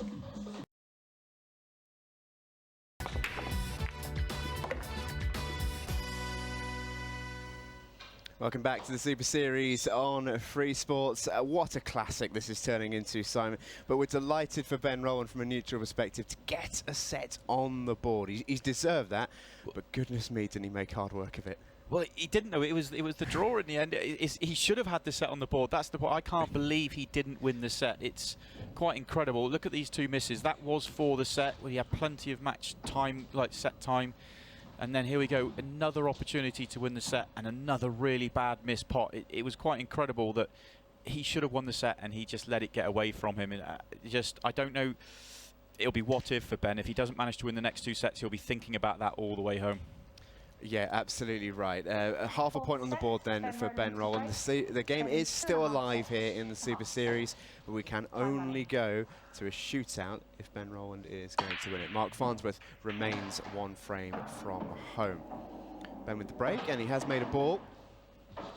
Let's have a look what he's got in store for us here. He'll be pleased to be on the board, but as someone quite rightly said, not in the way that he envisaged. Yeah, it's going to be hard for him to take, really. I know it's a half a point on the board and he's still in the match, and that's better than losing, but he knows he should have won that set. Those two misses were poor. The first one was a really poor miss. Second one he was just trying to pinch the pocket and went too far. It's whether he can maintain his standard and not let that affect him and believe that he can get back into this match, win the last two sets and win this on a shootout or not. Great double to kick things off. He might have to play a few more the way the balls are laid out here. Well, let's have a little ponder amongst ourselves. Simon, obviously he missed a couple of bad shots which would have secured him the set, but even on that final clearance attempt, could he have made that, do you think? Because he obviously ran out of time, but it felt to me like he could have played the first few a little quicker. He only was short by about 10 seconds in the end, I'd say. Yeah, he just took his time too much. It sounds strange to say he took his time with a 15-second shot clock, but the Reds came out so nicely that they were all open. He just had to great shot, by the way. Great shot that is. The Reds were all open. He just had to make sure and get himself around the visit, and he just took his time on the first 2-3 shots, and then realised how you almost saw him run from the bottom end of the table round, and he left it too late to almost get the skates on. Tell you what, Simon, if he ends up clearing this, could be on for one of the clearances of the series, but the way that he's looking at that makes me think he's not on it. You can see it's really, really tight. He's looking at cushion first. It's still on, just. What a shot. What a shot. Well, if he makes the black now, discussion over. He's played 3 or 4 ridiculous shots in this break. Yeah, I asked the question. I asked the question, would he be able to maintain his standard? And absolutely. He deserves this. And he couldn't make it. It was a really, really tough shot there. Had to play cushion first with a ton of side to be able to knock that one in. It was so tough. He did after the break he deserved a simple pot into the pocket, but alas, it was not to be. I actually still thought he was going to make it. They come up with 2 or 3 really big shots. I had a feeling he was going to make that one, but stays on the table, and a little bit fortunate for Marc not to pot the white.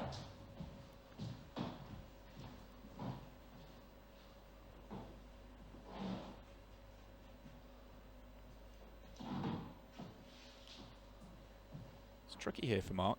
A couple of reds on the cushion, awkward. The one when you have a ball on the cushion, the way the one is on the right centre, just below the right centre middle pocket, they are really difficult there. I don't know whether it's in a position where he could play the doublet. He might just be able to. If not, he's going to have to land on it and play it down the rail or knock it out. There it is. Sort of quite quietly, a really good shot into the middle pocket as well from the cushion. Especially considering that the pots that Marc has missed in this match mainly has been into the centre pockets. Yeah, it's a really good point, actually. I think his plan is to cannon that red out. It's not in a nice place. If he cannons it out full ball, he'll be on the red to the top right-hand corner. Oh, he didn't quite catch it firm enough, just slightly under-hit that shot. He wanted the red to be 2 or 3 inches further away from the cushion and be on the one to the top right. What does he play here, Simon? Is he looking at the plan, or I was going to say, is he going to go cushion first? We have our answer. He's missed it. And he's not actually come close to it, which is a bit of a surprise there. That was a difficult one. Sometimes, if the white was just a few inches lower, it would have been easy because it's a natural angle. But that time, the jaw of the pocket was in the way, and he had to play that shot with some side, and he didn't judge it as well as he needed to. Well, Ben Rowland does get a chance to win this frame. He takes it on that occasion, so he gets the first frame on the board. After some of the shots that he played earlier on in that frame, it's hard to take it away from him. He deserved an easier shot on the black. I wonder what happened at the end of the set. Here, Simon, what are you thinking? You can see there he's got a minute at the start of this break to make it. The shots aren't easy, but it's almost as if he didn't think he had a chance to do it. Yeah, you just see him sort of just not quite aware of the match clock, the set clock. He's just taking his time a little bit too much. We've seen clearances in less time than that. We've seen clearances to win a tournament in less time than that. But you have to get your skates on from the start. You haven't really got time to think about any shot. You've got, well, he would have had 8 shots to play in about 45, 50 seconds. And it was a tall order, but they were there, and he just took his time for 2 or 3 of those shots. Well, Marc goes in off the break, and it's not for the first time tonight. It seems to be the way that Marc's either fouling or potting off the break. I don't think he's had a single dry one from memory, maybe 1 at most. That's his 4th foul off the break. And these are here for Ben. He chooses to develop the black first off. He's not done a tremendous job of doing that, but does still go. A bit of a sigh.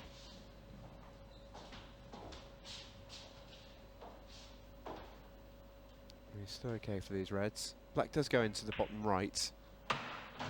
But it's just a bit more of a faff than he intended, especially with a free shot to develop it. Yeah, especially with that free shot. You want to make all your work as easy as possible. Just looking at the table, coming from the normal circumstances, you'd say clear the 4 at the top, then come down the table. That shot down the table isn't easy. To land nicely on those reds at the bottom of the table, knowing that you've got to land nicely on the last red to land on the black, it's not that simple.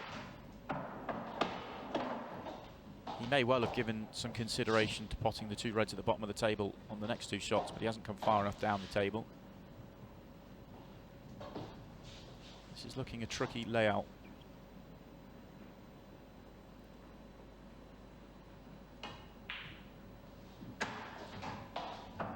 It's bizarre, isn't it? His potting has been so not in question, apart from 2 aberrations, really.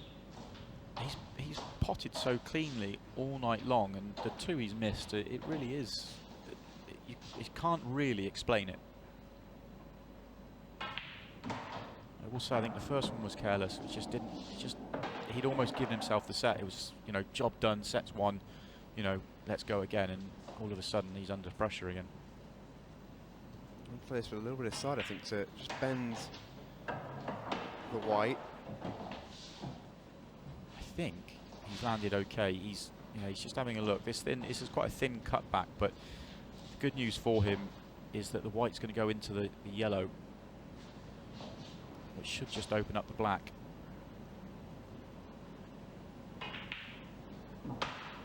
That's a lovely shot. Goes, but skill shot is absolutely fine.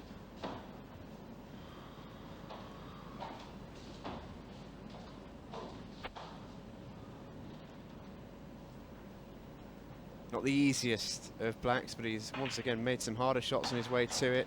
White's okay, black is down, it's 2-zip Ben Rowland. I tell you what, he's done so well to keep his spirits pretty high and to take the first 2 frames of this set. It shows a lot of character after what happened at the end of the last. For me, I haven't seen him play for quite a while, and he's been out in China and doing very well in the Chinese 8-ball, playing around in Europe, playing Chinese 8-ball. I'm very impressed with the way he's being able to stay in the moment and not let any of the mistakes affect him. And I've been very, very impressed with. Okay, there's probably a mental mistake missing the black into the centre pocket, but the way you respond and not let that affect you on your next few visits, I've been very impressed with Ben tonight. 2.5 sets to half a set. Time running.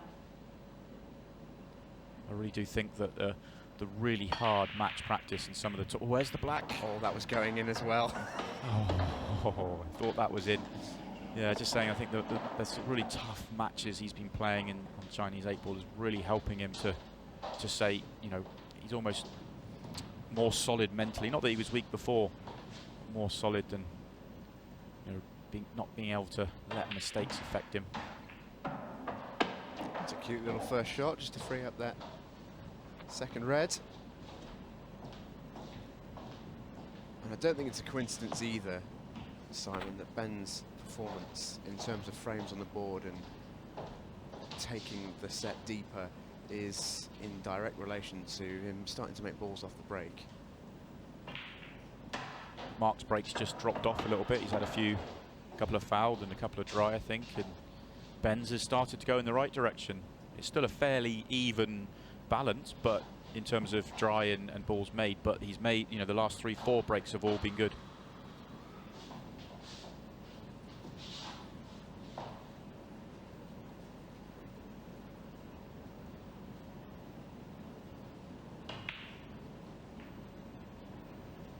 Played it really well. These have not been easy shots. There's been some really good clearances, considering, you know, the nature of what Ben Rowland's having to deal with here. He knows if he makes a mistake, the match is all but over. If he lets Marc Farnsworth back in. Oh, just when the work was done again. That was such a good shot, the previous one, to knock that in and land on the next ball.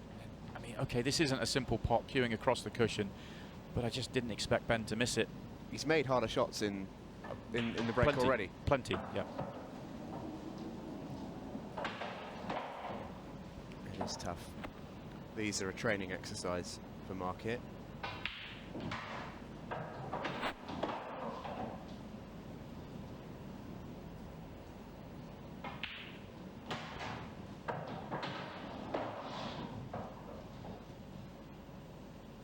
And the noise you'll be able to hear once again, the heavens absolutely opening up here in the West Midlands. But bucketing it down outside it is.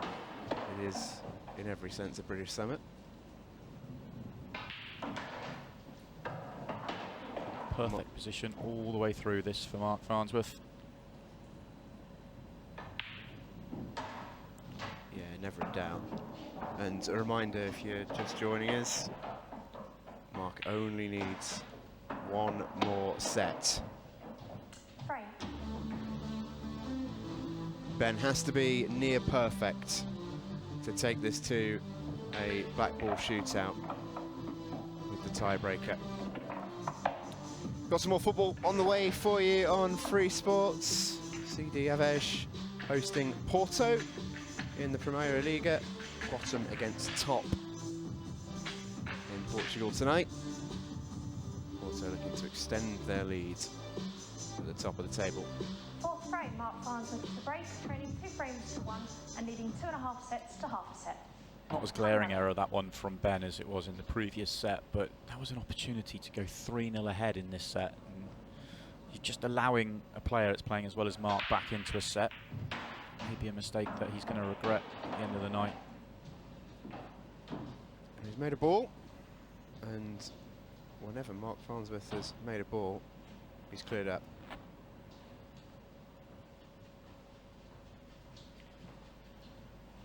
He's just changed the break up a little bit after a few that have got away from him.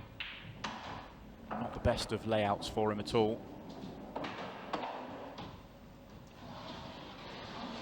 Tough pot down the rail, this one, but lovely angle just to come on and off and knock the red out the way and land on the next yellow. Just like that. He should be a pool player, Simon.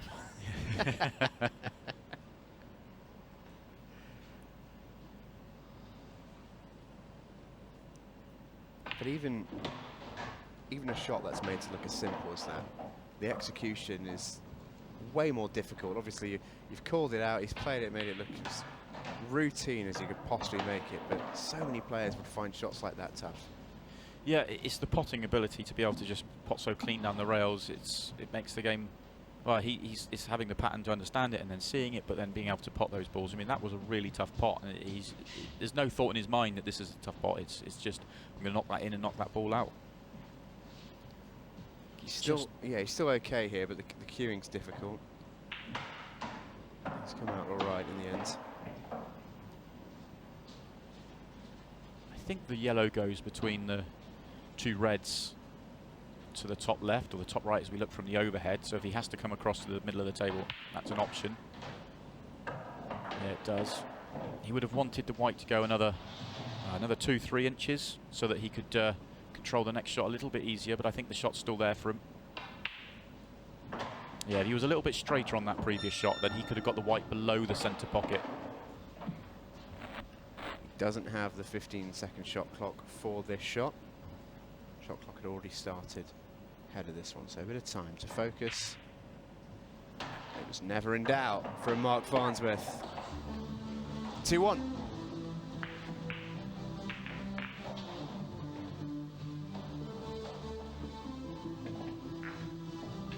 Marc is on the list of recent world champions. That wonderful game against Tom Cousins in 2019. And some really good players across the board there. And we're excited to welcome quite a few of them into this Super Series. Gareth Hibbert's here, he's playing the current world champion John McAllister in a quarter-final. Once we get to that stage, Simon Fitzsimmons, the beaten finalist in 2017, is in action still to come in the Super Series.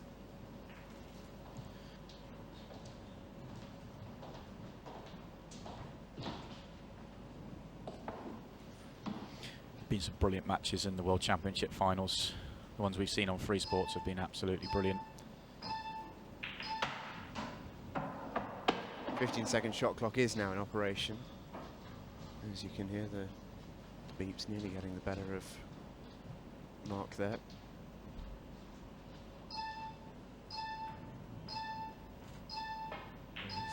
Ben broke dry. It feels... Sorry, Simon, go ahead. It feels like about 3 or 4 minutes ago that Ben missed that pot to go 3-0 ahead. And, well, we could be 30 seconds away from him being 3-2 behind. He's so correct, yeah.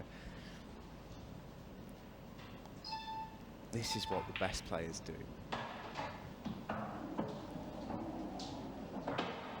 And make no mistake, Marc Farnsworth is one of the best players.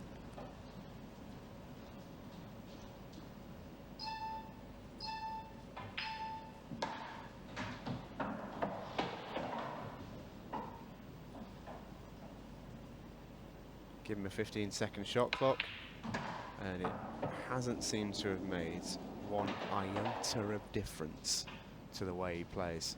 Oh, he's kept beautiful control, just as though he was playing without a shot clock. It's incredible from Marc. It's incredible from both.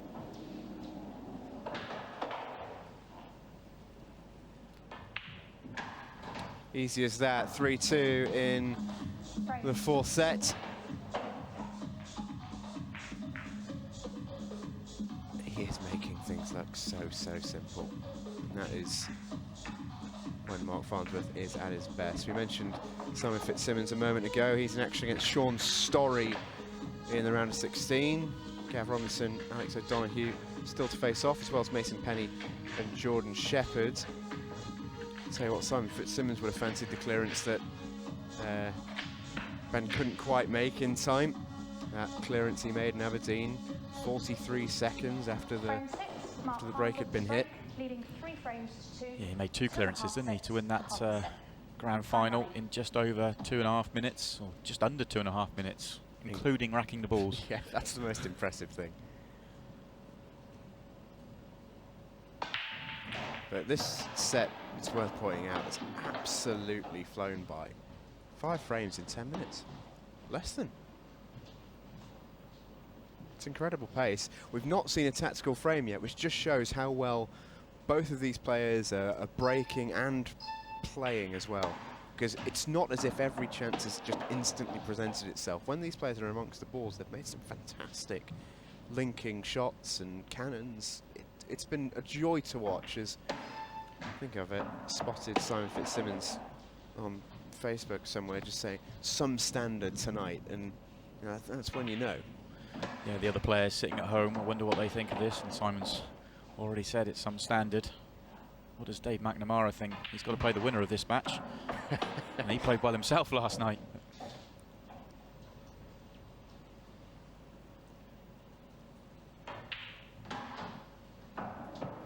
This Black's for his 8th breaking dish of the night.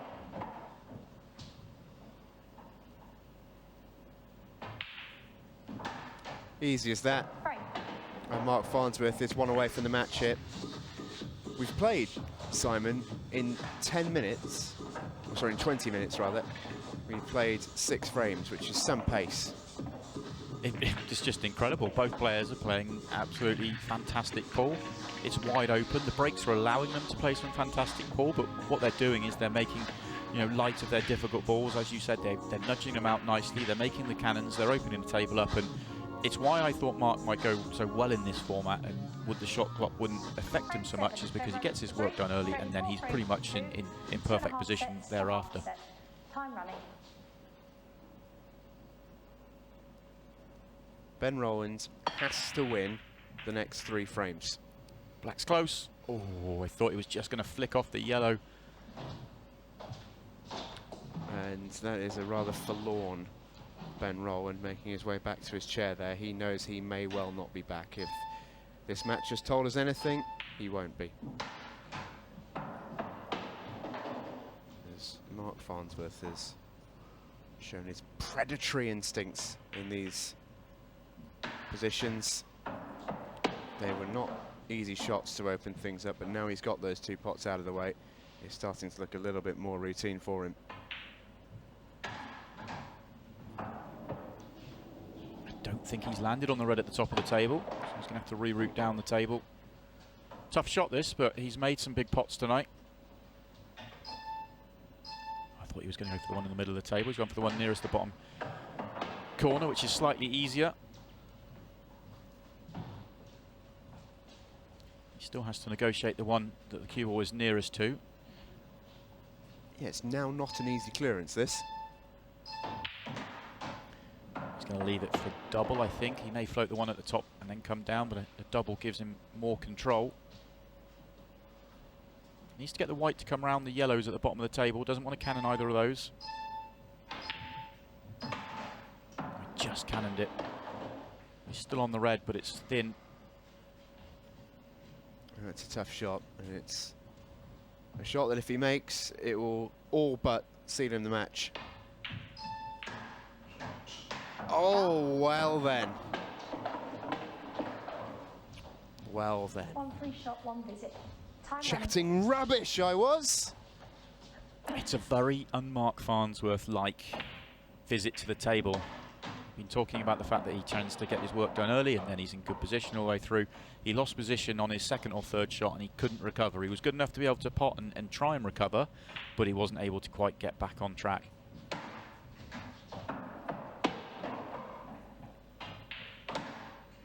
Mentioned Ben Rowland has to win 3 frames in a row just to keep himself alive in this match. There can be no mistakes.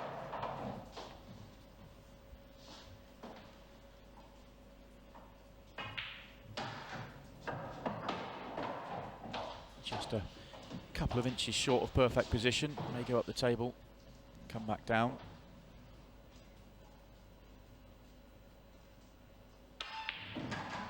A couple of inches. Well, he's actually overscrewed that, I think. He was playing for it for the corner pocket. He's on it into the centre. It's not a good angle for the white.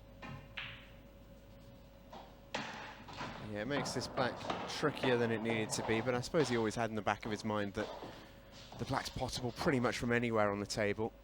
Just has to mind his work. He has missed some big shots in this match, and he's just missed another. or is he going to fluke it? I don't think it's going to reach either way. And it's a shame, really, that Ben Rowland is about to go out with a bit of a whimper. Marc Farnsworth takes the match. What a game in the end. 5-2 in the final set. Marc Farnsworth books his ticket to the quarterfinals.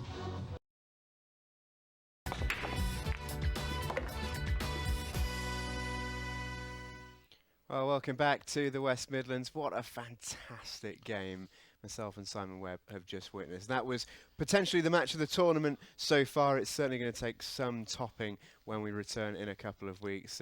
We're delighted to say we can now talk to our victor tonight, Marc Farnsworth. Marc, welcome along. Can I just say, first of all, thank you for that exhibition that yourself and Ben Rowland just put on. That was some standard. What was that like to play in? Yeah, thoroughly enjoyed it.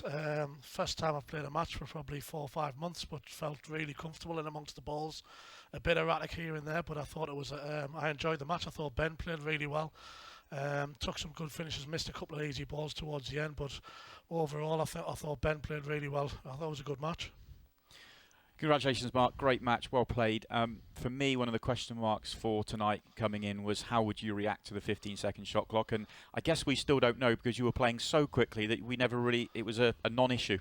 It's weird because you try to keep well, not so much composure, but you try to, obviously when you see the shots, you try to map the finishes. But then you look at the shot clock, but you see the match clock as well, which obviously I'm not used to. So that takes you a little while to get used to as well, you know. So it's something different. But like I said, I did enjoy playing in the match. Some really, really impressive moments from yourself, Marc, but I'd just like to talk about a moment for your opponent as well, if I can. In fact, before we do that, we're just going to talk about one special moment, the golden break. I assume you're a fan of it, given as it won you a set there towards the start of that match there? I've never really took any notice before in the past of like where the black goes. Obviously, when I've been breaking, and my break's not the best to start with, but when we were talking about before the match earlier on, I just went in practice, had a few cut breaks, and I noticed the black was travelling quite a bit, so I thought I'd give them a few goes. Well, it's certainly paid off, and a moment that I wanted to talk to you about as we see some fantastic moments from you on the screen here. We had a moment in the match there where it almost went tied. Ben rather almost took a set back at you, and you ended up halving the set when he ran out of time. What were your thoughts observing that? Did you think he had enough time to take a set back there? Were you starting to fear it a little bit? No, I thought he played really well all through the match. I know he's a capable player, and I know he's dangerous, but I thought all the way through, he just a couple of shots towards the end. The black, I think, in the middle way, he didn't cut it back in the centre pocket enough. But I thought in general, I thought he played really, really well. I was always confident in the match, but he did he looked the mid-match as if he was going to get it back into it. So I'm just pleased to get over the line at the end. Marc, you must have been pleased with the way you broke tonight. You were pretty consistent off the break. A couple of dry ones, obviously the golden one, which we've talked about, but you also had 8 breaking dishes, which is an incredibly high standard. You must be pleased. Yeah, like I said, I felt as if I was hitting the ball really well all through the match. Felt comfortable amongst the balls. Just a bit erratic with the positional shots here and there, but with the shot clock and everything else, you end up throwing your arm at everything, you know. But I did enjoy the experience. Yeah, that was my final question for you, really, Marc. You're into the quarterfinals now against David McNamara. How much have you enjoyed the experience tonight? Is it a format you can get on board with? Yeah, it was good. It was just good to get my hand back on the table. You know, it's been a hard time for everybody, isn't it? And I haven't played any pool in just the last week or so of getting a little bit of practice, but it's completely different playing a match and feeling a bit of pressure. So I thoroughly enjoyed it. Well, if it means anything, mate, from myself and Simon, it was watching you like you'd never been away. Thank you so much for your efforts tonight, and congratulations on the performance. Thank you. Well played, Marc. Cheers, thank you. Well, there goes Marc Farnsworth. We have still got more on the way for you on Free Sports, a classic shootout on the way as well. We look forward to joining you back.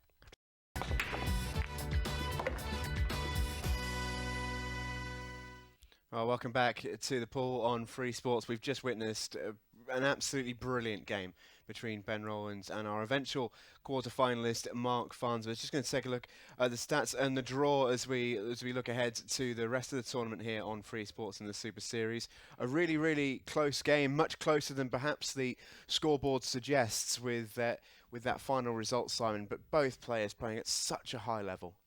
I was very, very impressed with Ben Rowland tonight. I know he's come out on the losing side, but he really did play very, very well, and it took Marc Farnsworth to be playing incredibly well to knock him out. You just look at the stats here, and 8 breaking dishes for Marc Farnsworth, 5 reverse dishes, 13 times he's cleared off the break. That's a really high standard. Relatively low on the missed pots. There was a few more in the last sort of set or so, but both players, I mean, these stats just show it, played really, really well. And the number of balls made off the break for Ben, the break was his biggest problem. But for Marc, he had his break going early and he never really let up.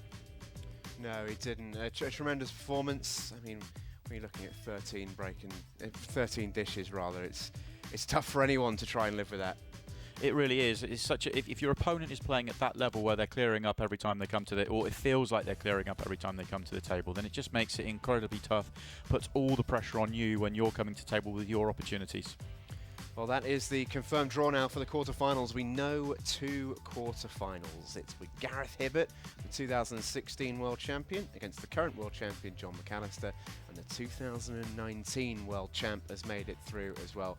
He'll face David McNamara. Aaron Davies awaits the winner of Simon Fitzsimmons and Sean Storey, and the bottom half of the draw will complete when Gav Robinson takes on Alex O'Donoghue and Mason Penny faces off against Jordan Shepherd. A reminder, those 3 remaining matches in the round of 16 coming up over the 30th of June and the 1st and 2nd of July. That's when the Super Series will return on Free Sports. It's almost time for myself and Simon to say goodbye tonight, but before we do, we've got a treat for you. We've pulled this one from the archives to take us through to the football tonight on Free Sports. This is a belter from Falkirk. It's Liam Dunster against Jordan Shepherd.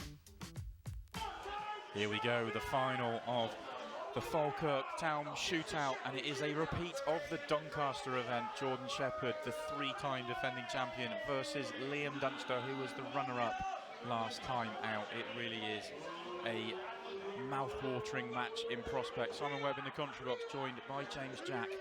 Good evening. This is going to be class. Again, as you say, a repeat of the Doncaster final.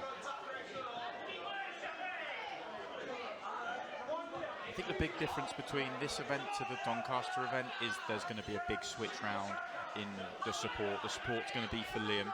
The support was very much for Jordan Doncaster. He's based, even though he's Welsh, he is based in Doncaster now, whereas the support will be for Liam. We've seen it all night long. They're very patriotic up here, always getting behind their guys, and we are in Scotland, so I think the Scotsmen will get the support. Looking at the crowd there, I recognise a lot of Scottish guys there. They'll definitely be cheering Liam on.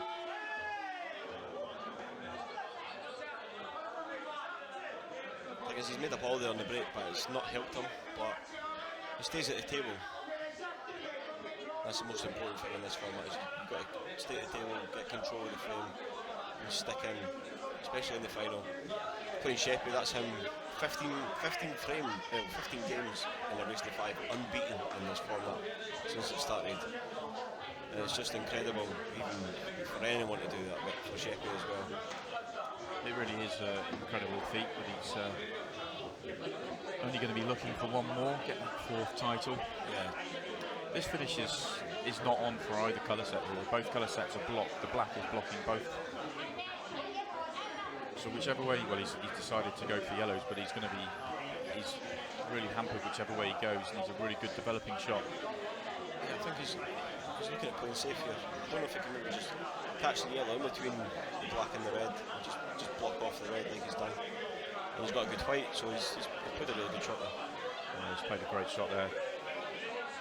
Nothing Jordan Shepherd could do from here. He is not quite total snookered, but there's not a lot he can do. He's just got to keep his balls out in the open and try and leave Liam as awkward as he can, because where Liam's put his yellow beside the red, although it's an advantage for Liam, it's still a disadvantage because he can't go game at any point right now because he risks trying to bring that yellow out and not getting it. The big difference between reds and yellows in terms of being able to develop that bad ball is the fact that at least there's a yellow at the top end of the table that's near enough by it to make there's some control in that. If Jordan wants to try and develop that red, it's so far away from any of the rest of his work that it's really hard to do. Yeah, and as well, because the yellows are so close together, Liam can play a delicate little shot to bring it out, whereas if Jordan's bringing it out, he needs to put the white into that area at pace, and he risks even potting the black. Do you know what I mean? Because the black's so close to the pocket, and it's such a distance between these other reds to his red. I think right now Leon's got control of the thing.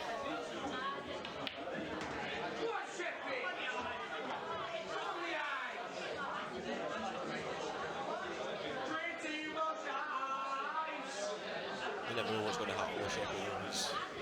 He's fast, he's quick, he knows what he's doing. Look, we just put a quick shot there and he's brought his red. Although it's not landed nice for him, he still managed to get it out. Well, just out of the corner of my eye, glancing and seeing Liam was tapping his knee for that, but yes, he's developed the red, but actually the table's now better for yellows. That red hasn't opened up to easily to get onto. It's actually made things worse for Jordan, even though it was actually quite a good shot. The thing is though, he's going to take this one in the centre and he's going to play the one down here, and he needs to bring the white up next to the black and the yellow, and if he does unfortunately miss the red along the rail, that other yellow that's next to the bault line doesn't really go in any other pocket apart from the one that he might cover if he misses. Oh, he's underhit this by quite a long way. He can still cut this along the rail with a lot of right hand side, just to kick it across.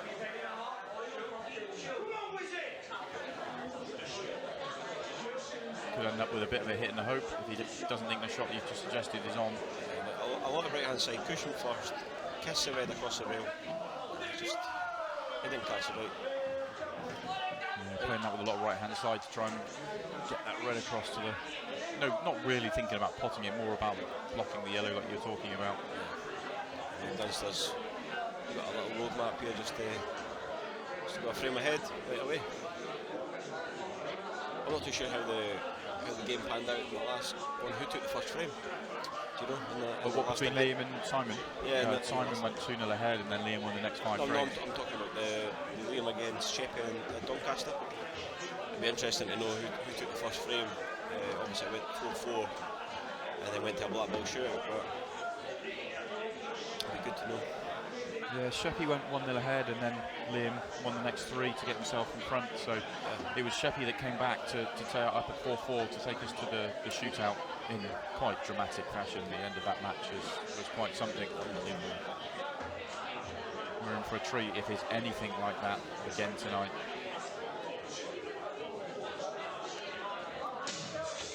But it is Liam that gets himself in front this time, 1-0 ahead. You see right away Sheppey just grabbing the white, pushing the red down, get on with the next frame as quick as possible because he knows it. He needs all the time that he's got here to try and get back. He doesn't want to let Liam get too far ahead. I know he went 3-1 down in the last one, which was quite a big lead for Liam in a final, but he doesn't want that to happen here. Pushing for his fifth and getting the win. He'd really rather be ahead than be behind. Straight down the break as soon as the time was off. It's really unfortunate, really unlucky. Pinballed into the right centre pocket. He actually broke really well here. Controls the white nicely. Yeah, he's going a little bit towards the corner, but he did control it quite nicely, and then it gets pinballed in. That's very unlucky, and that's a very good split as well. Comes off 2 reds and goes right in the centre. He looks under it a little bit, Sheppey. And Liam just looks as calm as he ever does. You can never tell with Liam how he's feeling, what's going on. He just looks the same on every shot. Shows very little emotion at the table. And you've got the opposite of Sheppey. You know if he's played a bad shot. You actually know about it.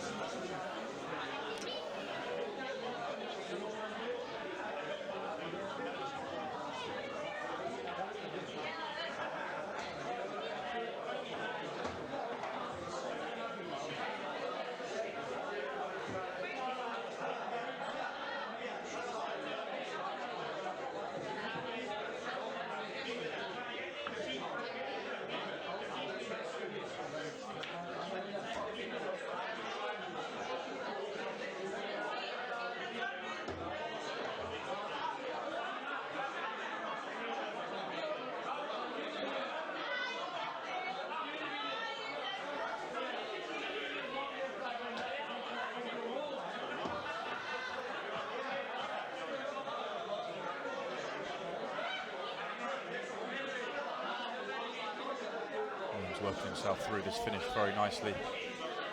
There are times when you watch a player like Liam come to the table and you just see the split of the balls and you'll be so shocked if he doesn't finish, and this was one of those. It was such a nice break from Jordan, and then when the white goes in, you just think, you can't see how Liam can make a mistake, and he's just worked himself through it and been perfect all the way through. Yeah, when there's not much to do with the white, he's very clinical, just putting the balls and leaving the white where he needs it, and just gets on with it. Looks like he's going to take a 2-0 lead here in the first 10 minutes in this match.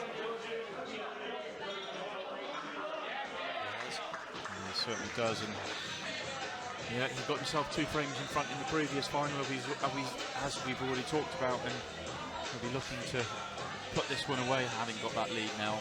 Let the last one slip, although that was more to do with the Jordan Shepherd brilliance than it was anything to do with what Liam did wrong. He doesn't want to let what happened in the last game affect him in this game, where going 4 ahead in a quick fill and he's lost 3 on the trot. Right. Because if he does that against Sheppy, you can see either Sheppy winning or another shootout. He just needs to compose it. A little break in this here will be very good for him. Just putting 3 ahead. I wasn't sure if he was going to tap broke. He did in the previous match, even though this is really early in the match. He's trying to get this yellow in the centre again. Oh, he's gone closer to the victory.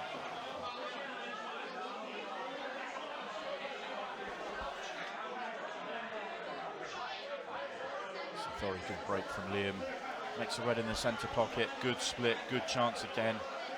The mood he's in, the way he's played in the quarterfinals and semi-finals tonight, you fancy him for another finish here. Yeah, the yellows look really good. He's just got a couple to deal with it. Next to that red in the centre, but apart from that.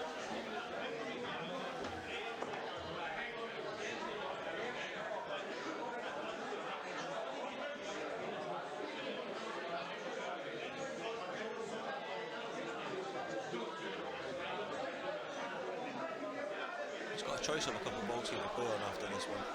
He's just taking his time making sure. Let's just screw back off this cushion.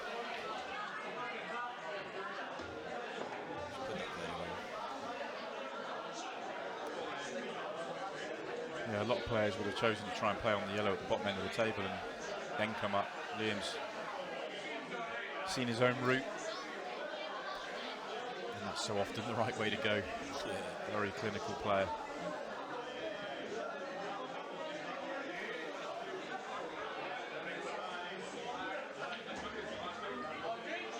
Just a drop right in between. Just run that hair too far. It's not too bad. I mean, he can still pot the yellow into the centre pocket. If it stops, he probably would have liked it to cannon the red full in the face, and then it's really nice. Yeah, you can tell by his face there, the first time he's let a bit of emotion out, but he just needs to try and guarantee himself on a shot. Go off the top cushion and just come back in between. Again, he wants to cannon and he's not going to get it. Almost exactly the same thing again, just run that inch too far from perfect. And when you're that close to the ball, that can often be quite a lot. You can take this one in the centre, or you can take the one in the bottom left. I think he's choosing the bottom left. And just try and come back up again.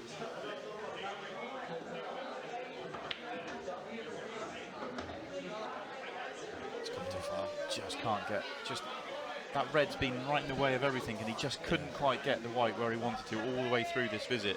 You can see right away from when he took yellows, that was the problem. The area of the table was the yellows and that red in the centre.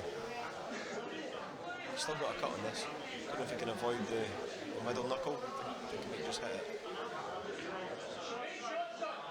Oh, that's excellent. Great recovery pot. Put it very well.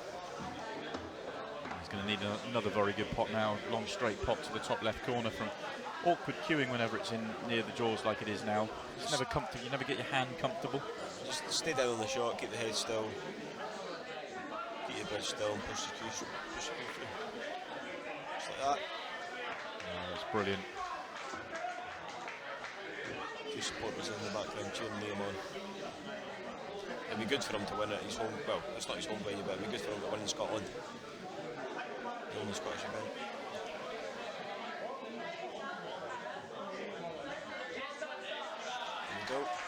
What a brilliant finish from Liam Dunster.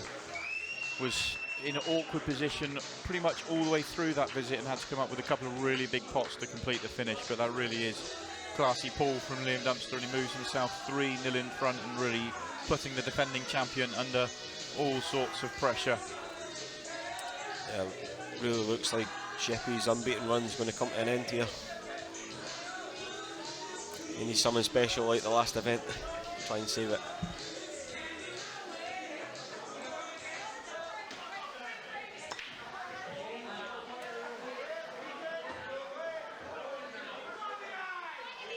Good split as well. He's got his first opportunity for what feels like quite a while in this match.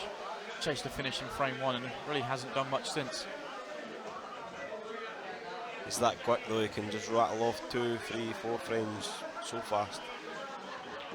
Yeah, and there's still over half the match still going. It's still 16 minutes 40 on the clock, so there's still time for him to finish 3 frames.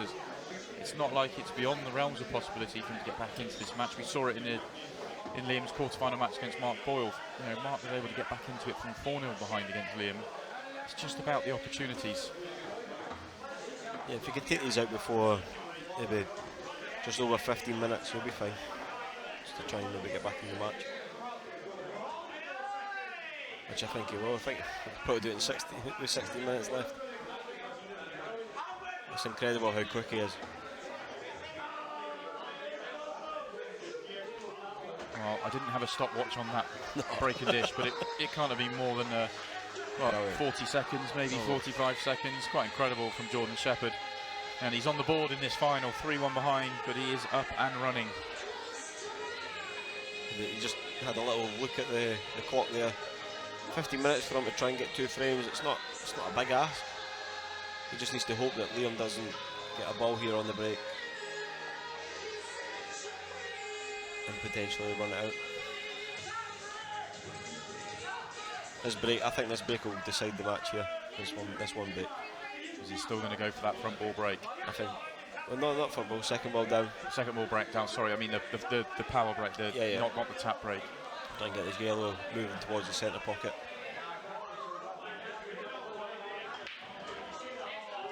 Yeah, another very good break. Makes a ball. And he's come up very well. What a split. Oh, that yellows went over the pocket, which is good. But he's got an easy first shot on the yellows as well. Just takes the pressure off, knowing that you've got a hanging yellow to start with, and you've got an easy pot.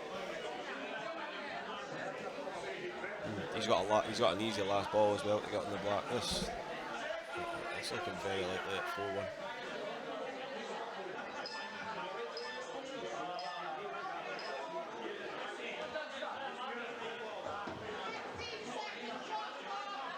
Let's have a look at Sheppy's reaction. I think this is the reaction to the break. And yeah, he knows. The players know when they sat in that chair. They know what's left, and they know how good a chance it is. And It was Sheppy. All Sheppy was hoping for there was either a dry break or a bad split, and he's had nothing. And Dunster's just had the best split he could have had. yeah, you kind of get a sense whether you might get a chance in the frame, and he's not expecting. He just, in an ideal world for Jordan here, he's thinking, I just hope Liam finishes these quickly. Yeah. He just wanted to take the 15 seconds a shot on it. He wants to just accept the 4-1 and get on to the next frame. You almost feel like sitting at the side, you just concede the frame and just get on with the next one. Yeah. He just needs to drop this in, and he's got an easy long pot and the black. Very likely looking like 4-1.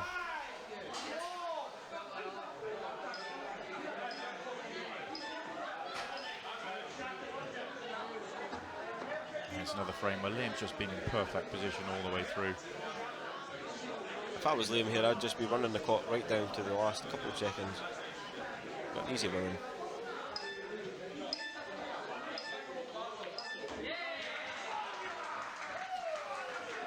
Again, just take your time here on the black. Just milk it a little bit and take your time. Run the clock right down.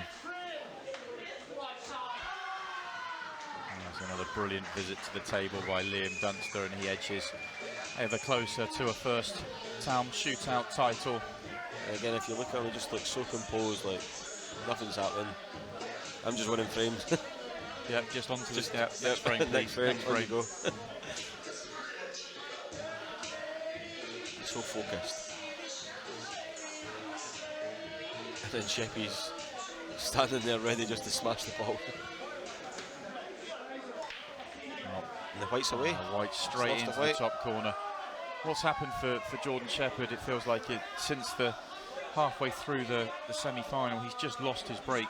It's just not. He didn't break particularly well the second half of the match against Ross in the semi-finals, and he's just not got his break going at all in this final. I know he's had a break in dish, but he's gone in off multiple times in the semi-final and final.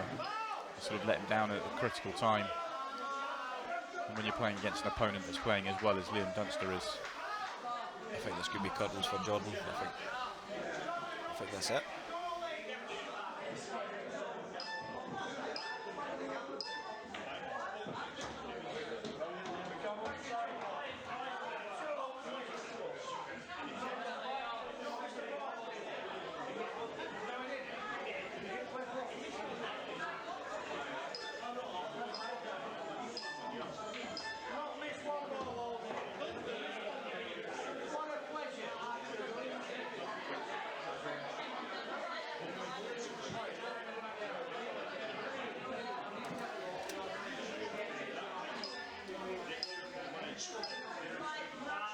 Red maybe passes Black, but it's not got it.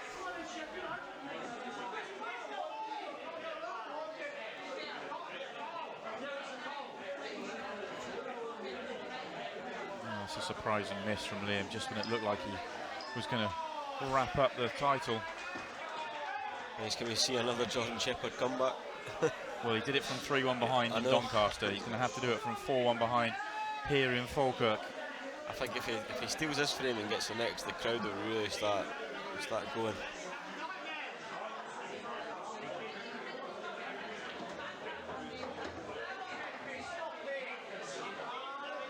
He's played a slack shot there. Yeah, there's a loose one. He's almost forced into playing the plant on the yellows. Yeah.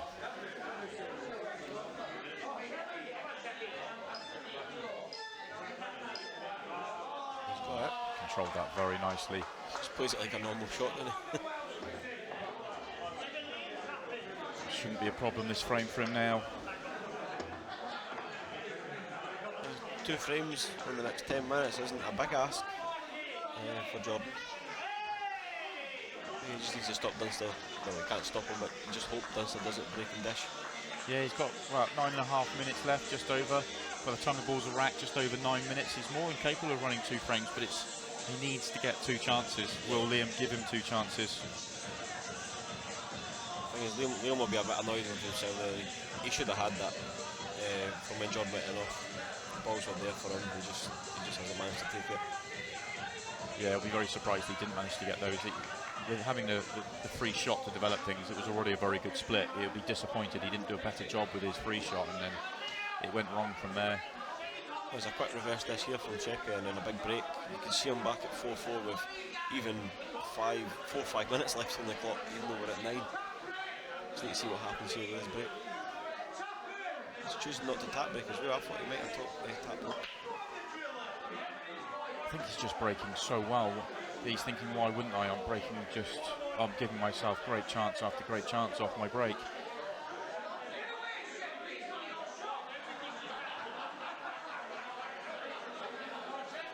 Liam's one of the best, maybe not the best, but one of the best attacking players as well. He doesn't need to tap break, he can run out finishes just as good as anyone.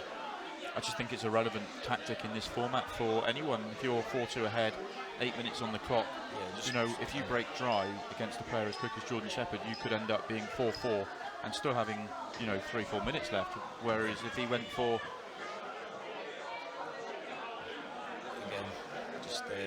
John Shepherd appreciating the break.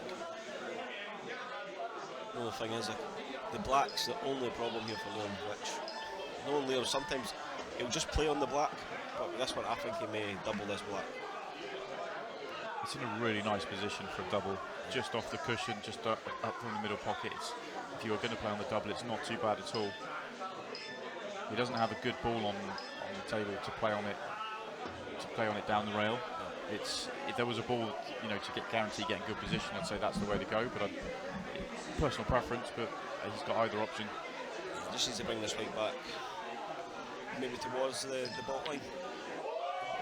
That go in and come out. Oh, that's a big surprise. Cued straight across that one. And well, Jordan Shepherd is still very much in this final without miss, because he is going to fly through this visit. Yeah, he is. And he's brought the black out as well. Incredible.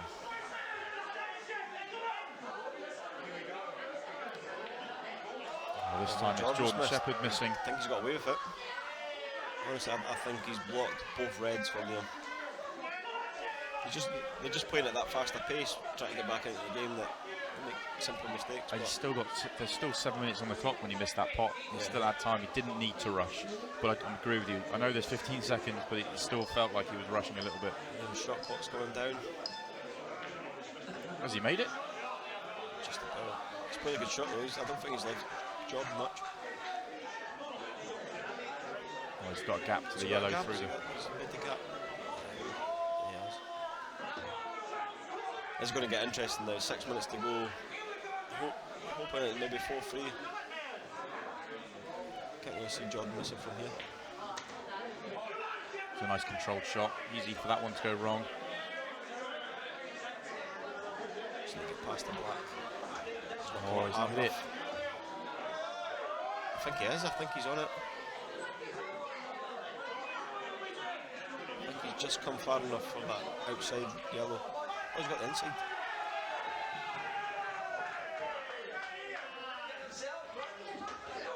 This has been a very good clearance from Jordan.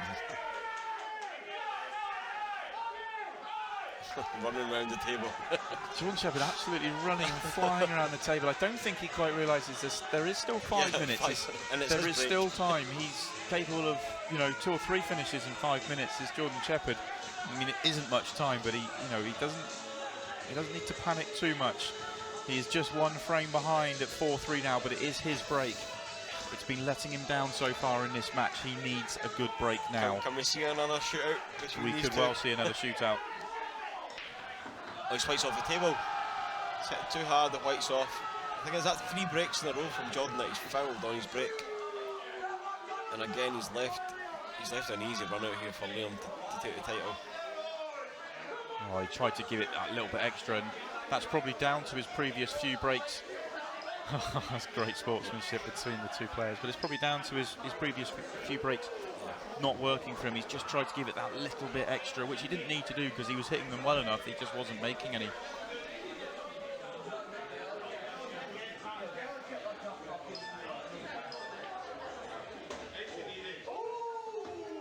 I think he's okay.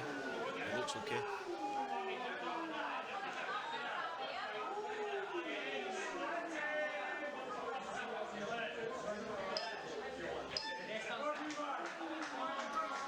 Liam Dunster has missed 2 opportunities to win this match. He has a 3rd. And this is probably as good as you'll get. Good as you'll get, absolutely. Yeah, I was just looking to take this one. Take this one first and come back out.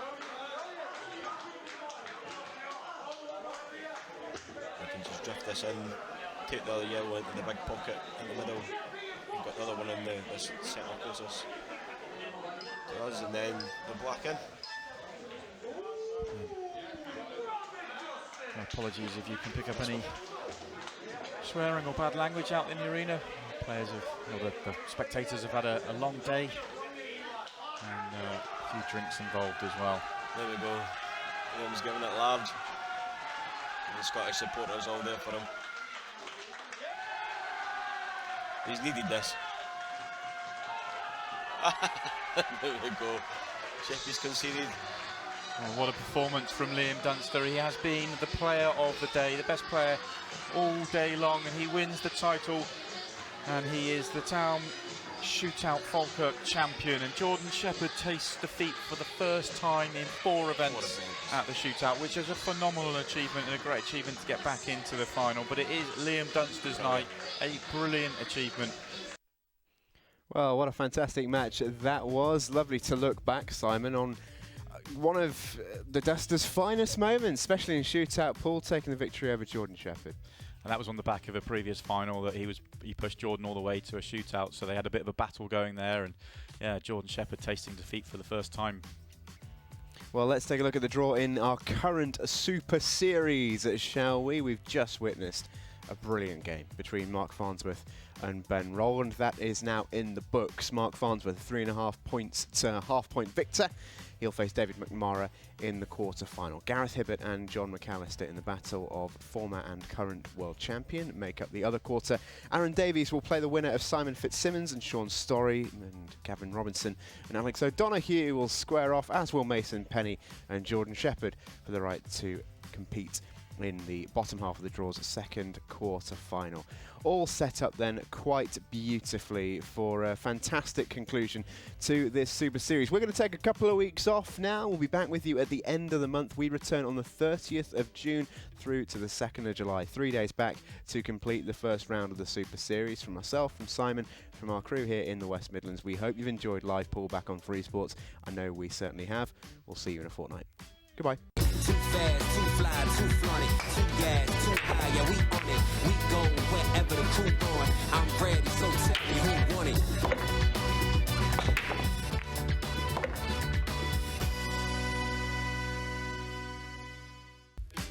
This program is brought to you by Taom Billiards.